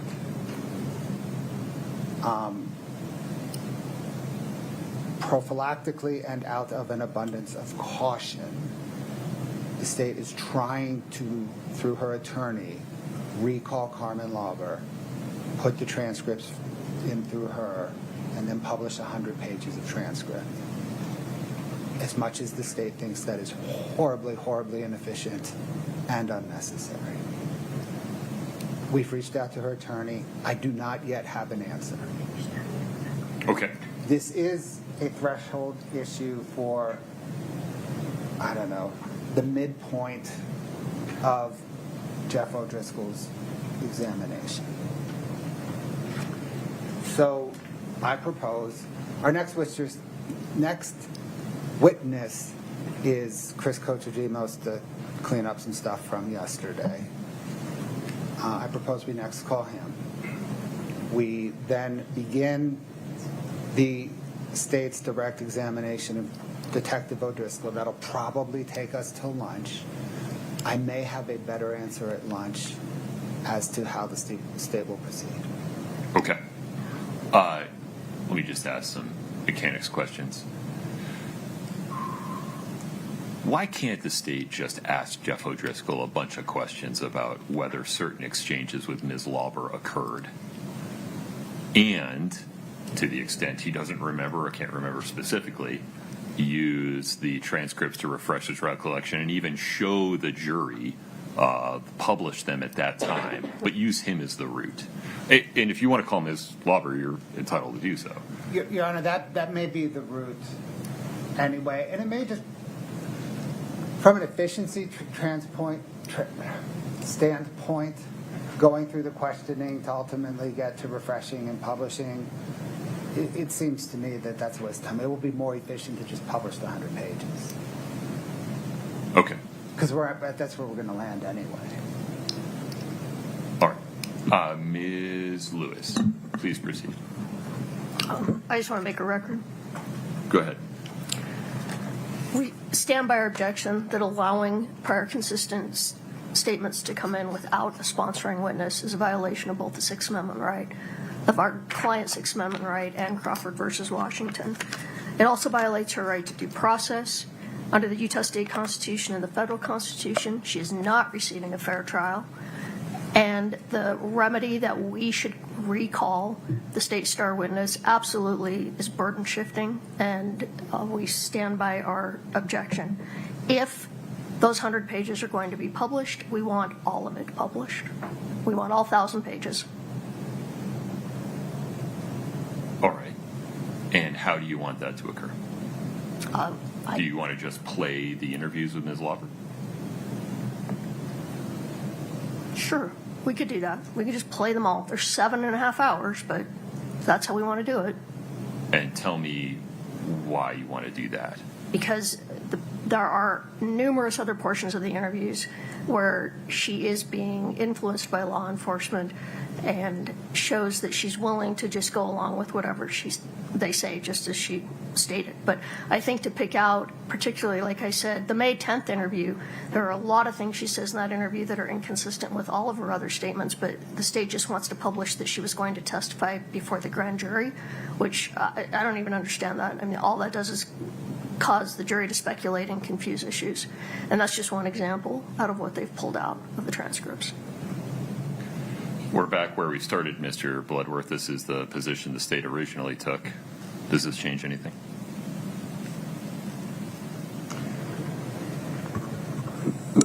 Your Honor, it's largely the state's initial position. The initial position of the state was then not to publish them, right? It was just to send them back so that the jury could, if they wanted to, I'm happy to send the whole things back. Ms. Lewis, speak to that. We're not asking, that's only if, we are not suggesting that that should happen, only if we're overruled. We'd rather it all go back. Specific part, you got to be a little bit specific. We're not suggesting, it's not our position that any of this should go back. We're only saying if the court's going to allow some of it to go back, then under Rule 106, we need it all to go back. Forgive me, you've pivoted again. Stay away from going back. Let's just stay on publishing. So I understand defendant's position to be if any of it's published, all of it has to be published. Correct. Okay.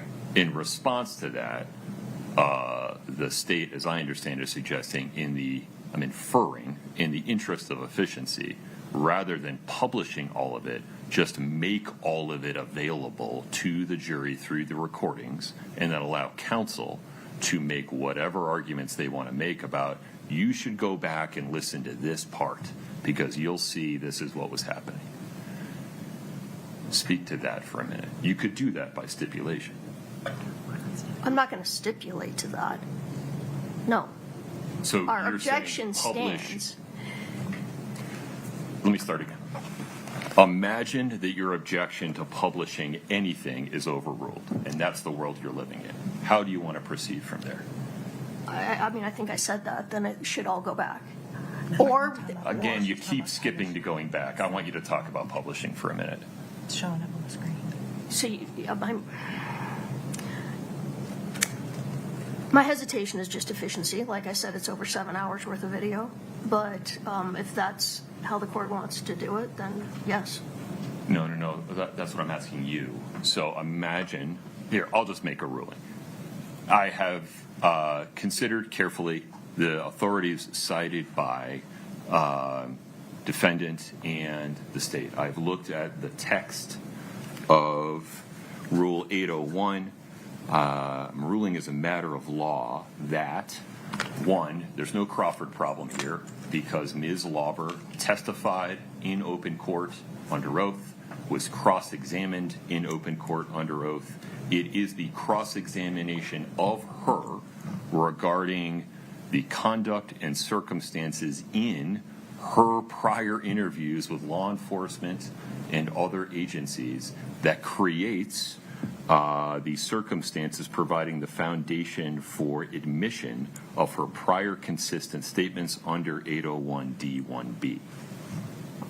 So the defendants further, the court is not persuaded that the only witness through whom a prior consistent statement may be admitted is the declarant witness that made the statement. The court has not seen any authority for that proposition. So to the extent the defendant objects to any of Ms. Lauber's prior consistent statements coming in any way, that objection is overruled. So, Ms. Lewis, take it from there. Some of her prior consistent statements as designated by the state are admissible under Rule 801D1B. It's how we're going to provide that information to the jury that I need some input on. Well, I We guess- could just publish. We could admit and send back into the jury room. Speak to those two options. Well, my understanding was that under the case you just cited, Wyatt, that you were going to allow the portions to go back to the jury room. Did I misunderstand that? Well, I think there's a basis to do so. It gives me the willies, quite frankly, and that's why Mr. Bloodworth, out of an abundance of caution, is saying prophylactically to prevent any appellate issue there, we would just publish. But if the defendant believes, Judge, if you do this, the least prejudicial way for us to do it is to send the recordings, all 7.5 hours, into the jury room and allow counsel to make arguments about what they show and what the jury should take from them, you could do that by stipulation. No, I don't want to do that. I think that even though it's not efficient, the appropriate way is if any of the interviews are going to be published, they all need to be published. Okay, only published. Correct. All right. I appreciate your position. Mr. Bloodworth, take it from there.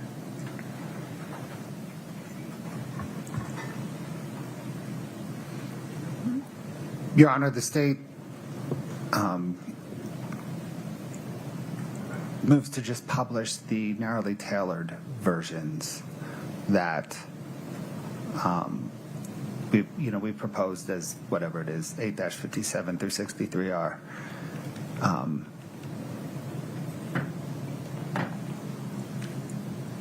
I think beyond so, I don't think there's a 106 concern beyond that.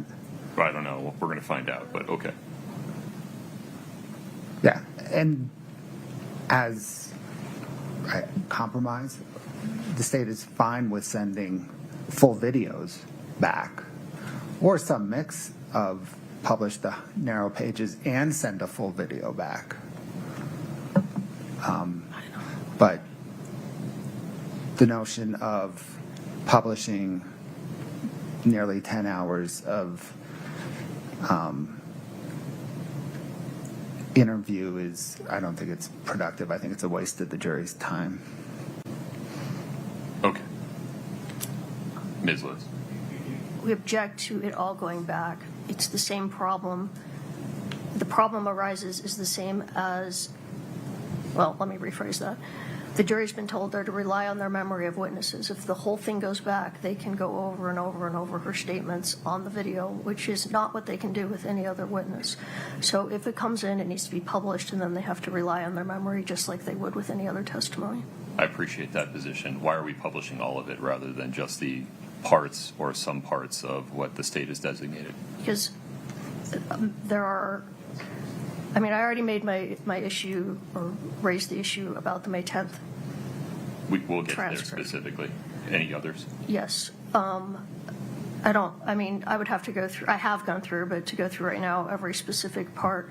But there's a lot that's being left out, and a lot what's being left out are the statements where officers are telling her about what she needs to do in order to not have to go to jail, what kind of deals they're willing to make for her, what she needs to do and say, and that's not included. And yes, some of it she was cross-examined on, but there's a lot more statements like that she was never cross-examined on. Well, that's choices defendant made, though. So here, in order for me to include additional material, there has to be some basis. Is it a Rule 106 request? Yes, but in all fairness, the choice was made because that was all that she was questioned on in direct examination. Had there been a redirect back to where I started, then I would have chosen other portions, but I have lost the opportunity to do that.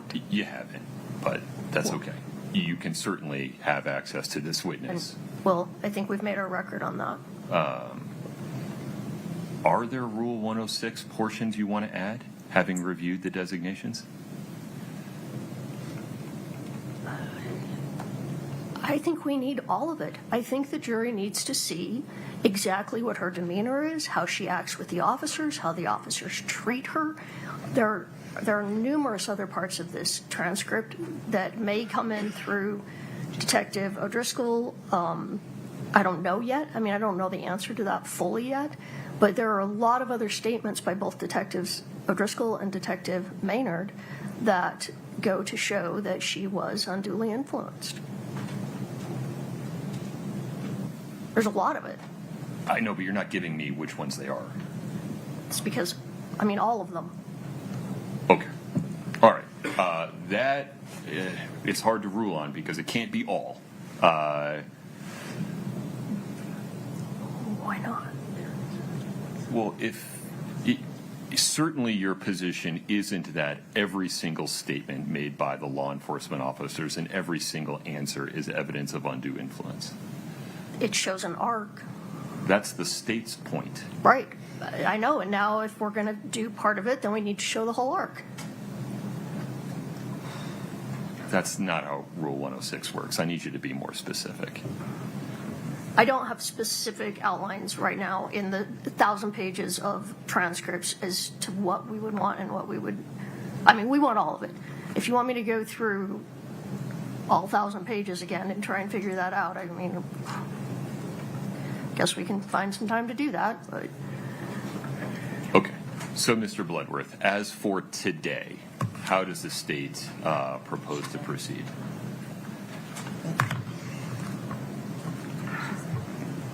So I propose we call Chris Cotodemos. I then will call Jeff O'Driscoll. We will get to maybe, 45 minutes into his argument before this will become an issue.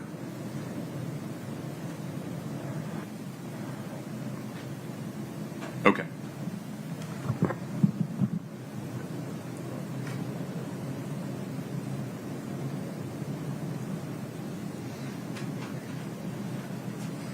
My sense on timing, Your Honor, is this doesn't become an issue till a lunch break. I'm not sure what's going to change between now and then, though, in terms of the issue of whether to play everything or just the parts that the state has designated under Rule 801D1B. Fair. So, all right. The issue before the court is the state's motion to admit redacted exhibits 8-57R through 8-63R.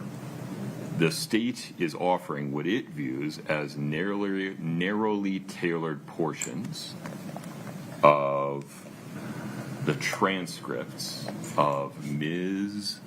Lauber's prior interviews with law enforcement investigators and other government agencies as evidence of prior consistent statements by Ms. Lauber under 801D1B to rebut an express or implied charge that when she testified in open court in this case, she acted from a recent improper influence or motive in so testifying.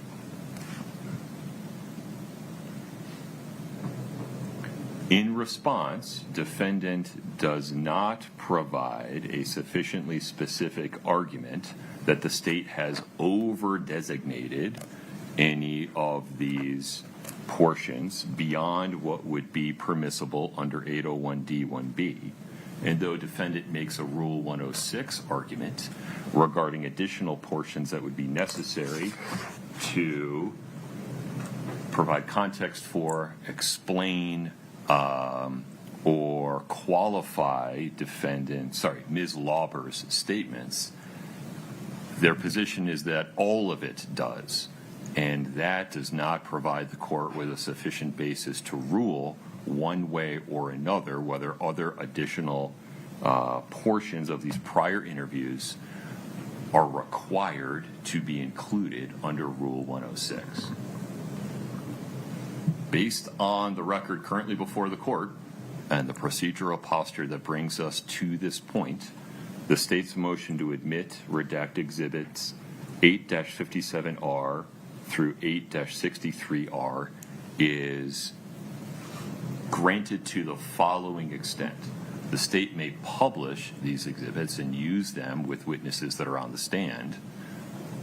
Sitting here today, the court is not prepared to rule and does not rule that 8-57R through 8-63R may go into the jury room as admitted exhibits under Rule 17K because, sitting here at the moment, the court determines that they should not, in the opinion of the court, be in the possession of the jury to make absolutely sure that the jury does not give undue influence to these specific portions of a single witness's testimony as compared to the testimony of all the other witnesses in this case. Mr. Bloodworth, anything further on that? No, Your Honor. Ms. Lewis. Yes, Your Honor. If we actually would move for a continuance because we need to go through all the 1,000 pages again and figure out what portions should be let in. If the court's not inclined to let all of it in, then we don't have anyone in the cry room doing this for us. So we need time to do that. So we'd ask for a 2-day continuance. 2 days. Yes.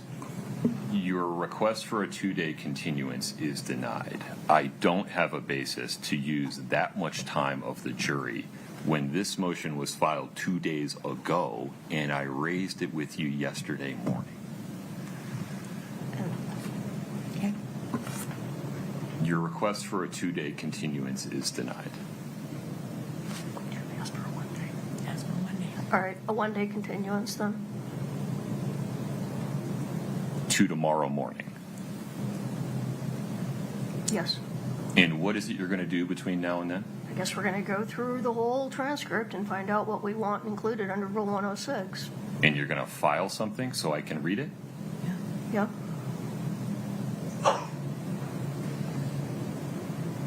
Mr. Bloodworth.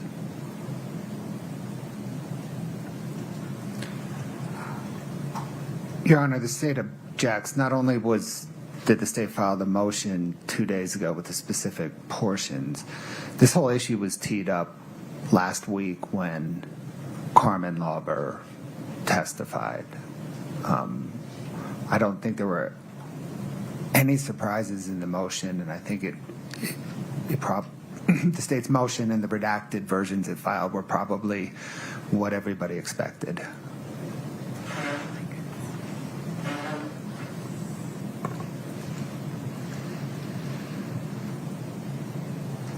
All right.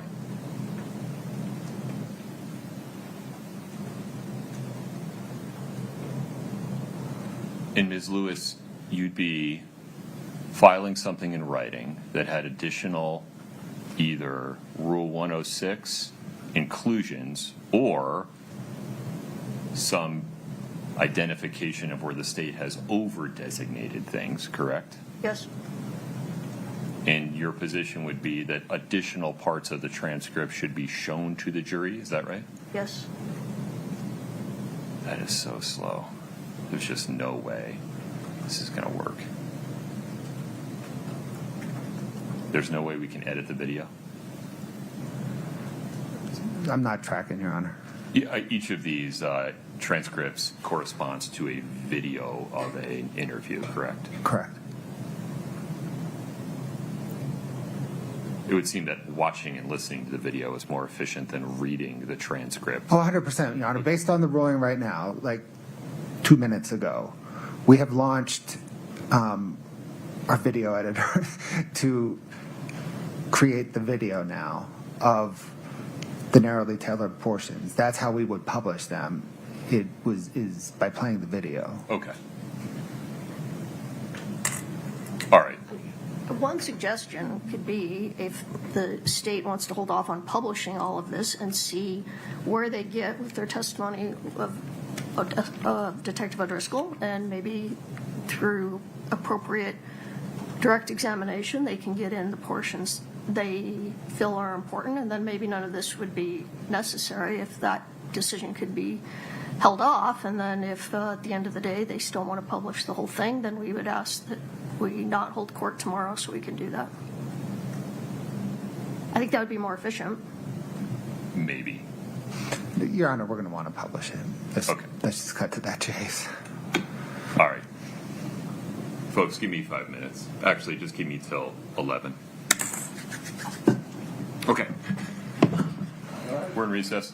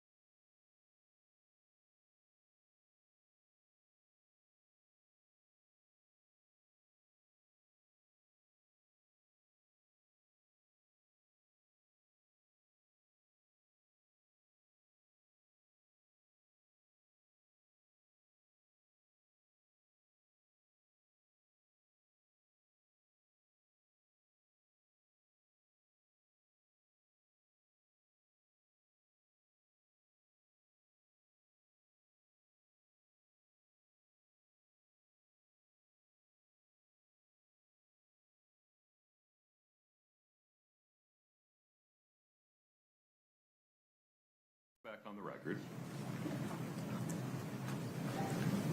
We're back on the record in 231-500-139.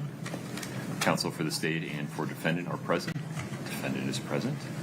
Ms. Lewis, the defendant, asked for a one-day continuance to allow time for defendant to, on the one hand, review the designations made by the state, determine whether there are some over designations that go beyond what should be published under 801D1B, and also to offer additional designations that, in the defendant's view, should be included under Rule 106. That request is granted. We need to come up with a set of deadlines by which defendant will take those positions in writing, by which the court and the state can review them, by which we can have a discussion on the record about which of defendant's positions are persuasive, and if possible, Mr. Bloodworth, and I know I don't have any control over this, I'd really like to build in time for the state's video editor to take whatever I decide and turn it into a video, so that when we're publishing a video, not just pages of a transcript. Let's work backwards from there. How long is that process? And if you need to take a moment and step out and tell your video editor to press pause, I'd understand. So,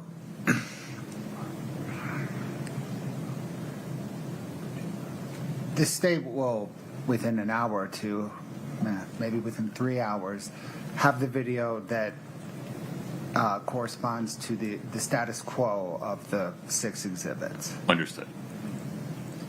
Now, depending on how much additional comes in and how much additional goes out, Right. hard to say. 4 hours? Okay. All right. As a practical matter, do you think we should start midday tomorrow or just come back on Thursday?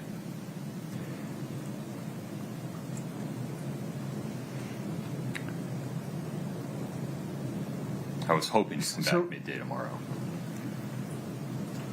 So we can do that, assuming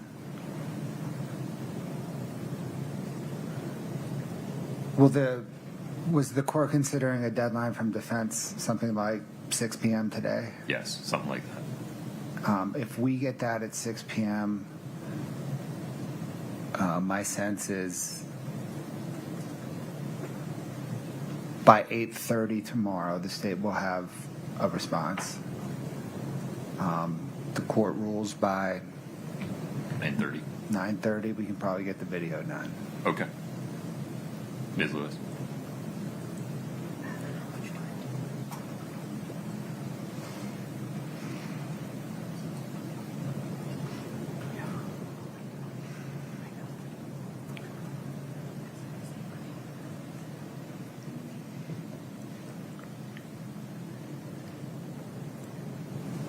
We're just discussing, I don't think we can get it done by 6.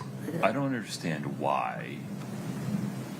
I mean, the transcript is only this much stuff printed in 12-point font. But The Rule 106 designations would be immediately before or immediately after. And to the extent you're going to de-designating, you're just taking stuff out of those. So it's a relatively focused inquiry. You can go back and watch Carmen Lauber's entire direct and cross on court TV at 1.5 speed to refresh your recollection of what she said on the stand in order to determine whether this is consistent or not. To the extent you want to get more beyond this, I'm not sure you're entitled to do that. I don't understand. What Well, you mean. if, for example, there's 200 pages of interview from with Jeff O'Driscoll the first time, and the state's just trying to put in 20 from the beginning. You don't get to skip to the end and say, well, these last 40 would be really helpful to us. We made a strategic choice not to ask Carmen Lauber about them when she was on the stand, but we'd like to put them in now. That's not this exercise. I'm not sure I understand what you mean. The portions of the transcript that they pulled out are from portions of all 7 interviews. I agree, but they're not. They're just portions that are prior consistent statements. And so it's, did they over-designate? This goes beyond a prior consistent statement. Or is there some stuff immediately before or immediately after under Rule 106 that's required to qualify, provide context, or explain? Your Honor, can I add a small wrinkle to that? Sure. In addition to prior consistent statements, it is rebuttal on recent motive to fabricate. Yeah, that is the same. That's that's the prior consistent statement rule. I think there were 2 separate things in 802D1, but maybe we're saying the same thing. 801D1B. I mean 801D1, yeah. Is consistent with the declarant's testimony and is offered to rebut. So Right. it's the same rule. Okay, got it. I don't see you doing prior inconsistent statements based upon a lack of memory. Nothing in A. Right. I think we see it the same way. Okay. We have till 11 p.m. No. I need time to read it. The state needs time to read it. This is possible. I want to make sure that we have a common understanding of what you'd be permitted to do under 801D1B and Rule 106. This is not an opportunity to recross Carmen Lauber. If you want to recall her, I'm not making any statement about that. But to the extent there was stuff you wanted to put in your cross that you didn't, you're stuck with that for now until you recross her. If, on the other hand, there is an over-designation by the state under the bounds of 801D1B, I need to know. And if, in defendant's view, there's a Rule 106 inclusion that's required before or after these designations, I need to know.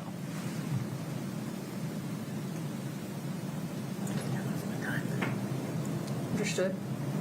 Okay, so 6 p.m., we need it in writing, filed in the case, please. If you would separate out what you believe need to be de-designated versus what you need to be, what I think needs to be added under Rule 106, I'd appreciate that. We'll reconvene at 8:30 tomorrow morning. Yes, Mr. Bloodworth? Yes, sir. Okay. Now, in terms of how to proceed for the remainder of today, do you want to put Kotradimus on and get him done, or do you want to break now? Your Honor, if we can call him, he's 10 minutes. Okay. Some more time. Any objection, Ms. Lewis? Eating into our time. All right. Oh, okay. Well, he's only going to be 10 minutes. Yeah. All All right. would take an hour. Okay. Got it. And then we'll invite the jury to come back at 1 p.m. tomorrow. Does that sound reasonable? Yes, sir. Okay. Very good. Anything else before we invite the jury in, Mr. Bloodworth? No, Your Honor.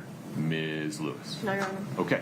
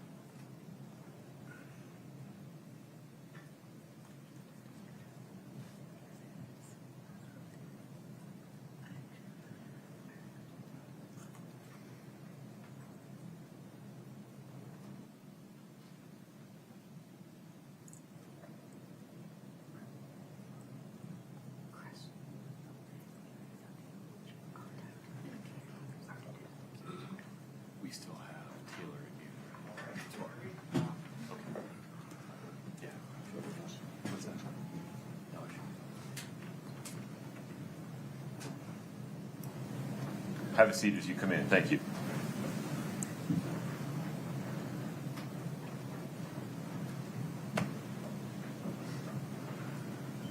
Have a seat. Thank you. Ladies and gentlemen of the jury, I greatly appreciate your patience while we worked through some legal issues. We will proceed with a witness from the state, and then I have some scheduling notes for you. Mr. Bloodworth. Oh, Ms. Sherback, my apologies. No problem, Your Honor. Chris Kochademus, please.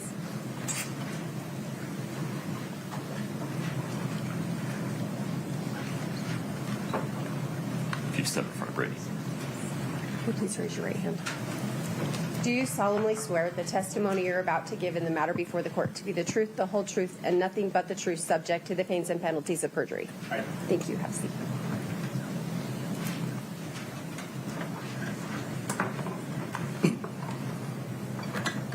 Good morning. Good morning. Although the jury knows who you are, I'm going to have you state your name and spell your last name for the record, please. It's Chris Kotrodimus, Kotrodimos. Now, we brought you back to talk about a couple specific issues. We know from your prior testimony that when you reviewed data from Eric Richins' phone, specifically for February 14th, 2022, Yes. you looked at the Verizon call records. Correct. Those included text messages. They did. And that's the raw data that we talked about throughout your testimony. Yes. Is that right? And tell the jury, for an outgoing message from Eric Richins, how would Verizon list that time zone in their record, in their call record, that raw data? Well, it would depend on what type of message it was. For an SMS text, which is just a normal type text, it would route it through their normal server. It would be in local time. For MMS, that message has to be routed through a server, and so they use the server to route that call, and it would have a timestamp for the location of the server, not necessarily the device. So when you looked at those records, the outgoing messages for Eric Richins' phone in the Verizon records, what time was reported for an MMS outgoing from Eric Richins' phone? So there was an outgoing, in the record, there was an outgoing MMS at 12:23 p.m. Would that be 12:23 p.m. in Utah? No. So what would the time of that outgoing message be for us in Utah? So we're 2 hours behind, so it would be 10:23 a.m. Scott, if we could put up 3-14D, please. This was previously admitted in Mr. Kochademus' testimony. We can publish it to the jury.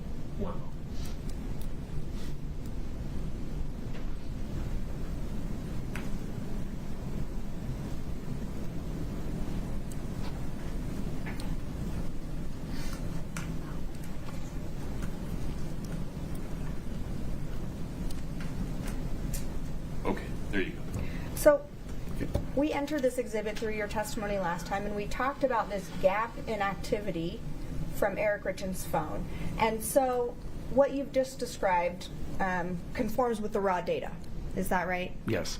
And describe it again now that the jury can see the time frame we're talking about. If a call record or a text message MMS showed outgoing from Eric Richins' phone at 12:23 in the raw data, you confirmed that that would have been 10:23 in Utah. Correct. How did you verify that? So, one, just the knowledge and experience of knowing that that's how Verizon routes MMS messages. They use an Eastern time zone, which is consistent with their headquarters location. So to verify that, time zones are very critical for analysts, obviously. So what you would do is, if you have a source to look at the original text, and in this case we do, which would be Eric Richins' his phone extraction, his cell download, I would expect to see, based on the time difference, an outgoing MMS text at 10:23 a.m. versus 12:23 p.m. And I did find that. There was an outgoing message at 10:23 a.m., an MMS message to that number, and it was a photo. So essentially, through your analysis and changing the time zones as necessary, this exhibit is still accurate. Yes. Scott, if you could put up 3-39D, page 5, please, for the witness. This has previously been admitted. And you can publish it as well. And you can blow up one of those messages or... So now that we're talking about time zones, describe for the jury how we get to the times that are listed in all of these text bubbles. And so that the jury knows, all of the messages that we have entered have these timestamps on them. They do, yes. And how do we get to the time that is on there?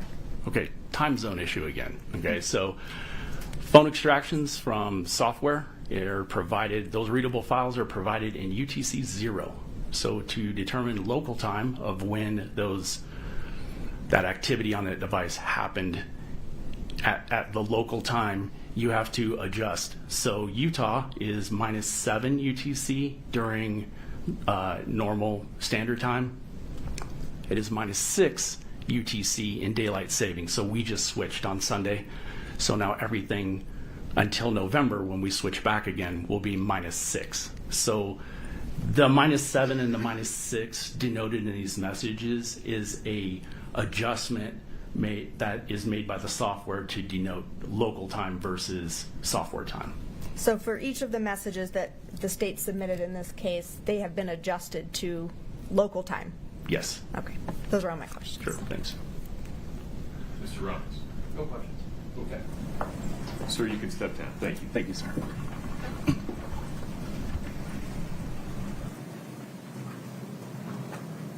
Council will proceed with the scheduling notes, correct? Yes, Your Honor. Ms. Lewis? Yes. All right.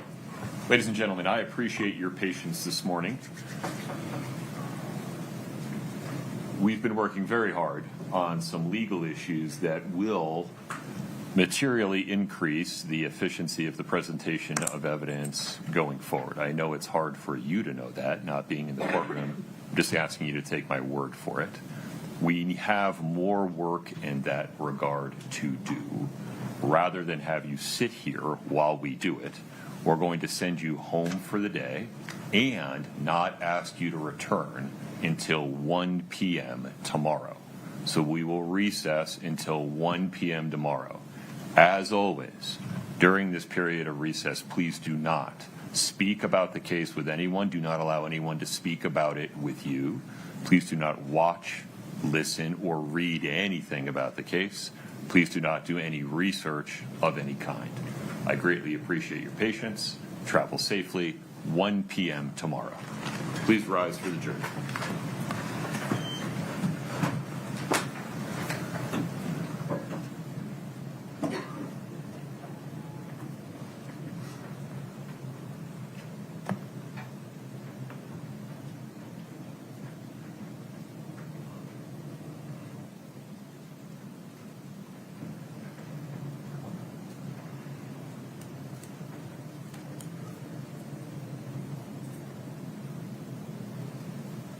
All right, folks, have a seat. Mr. Bloodworth, anything else on the record today? No, Your Honor. Ms. Lewis? No, Your Honor. Ms. Nestor? No, sir. Mr. Ramos? Thank you, Judge. No. Okay. 8:30 tomorrow morning. Please travel safe.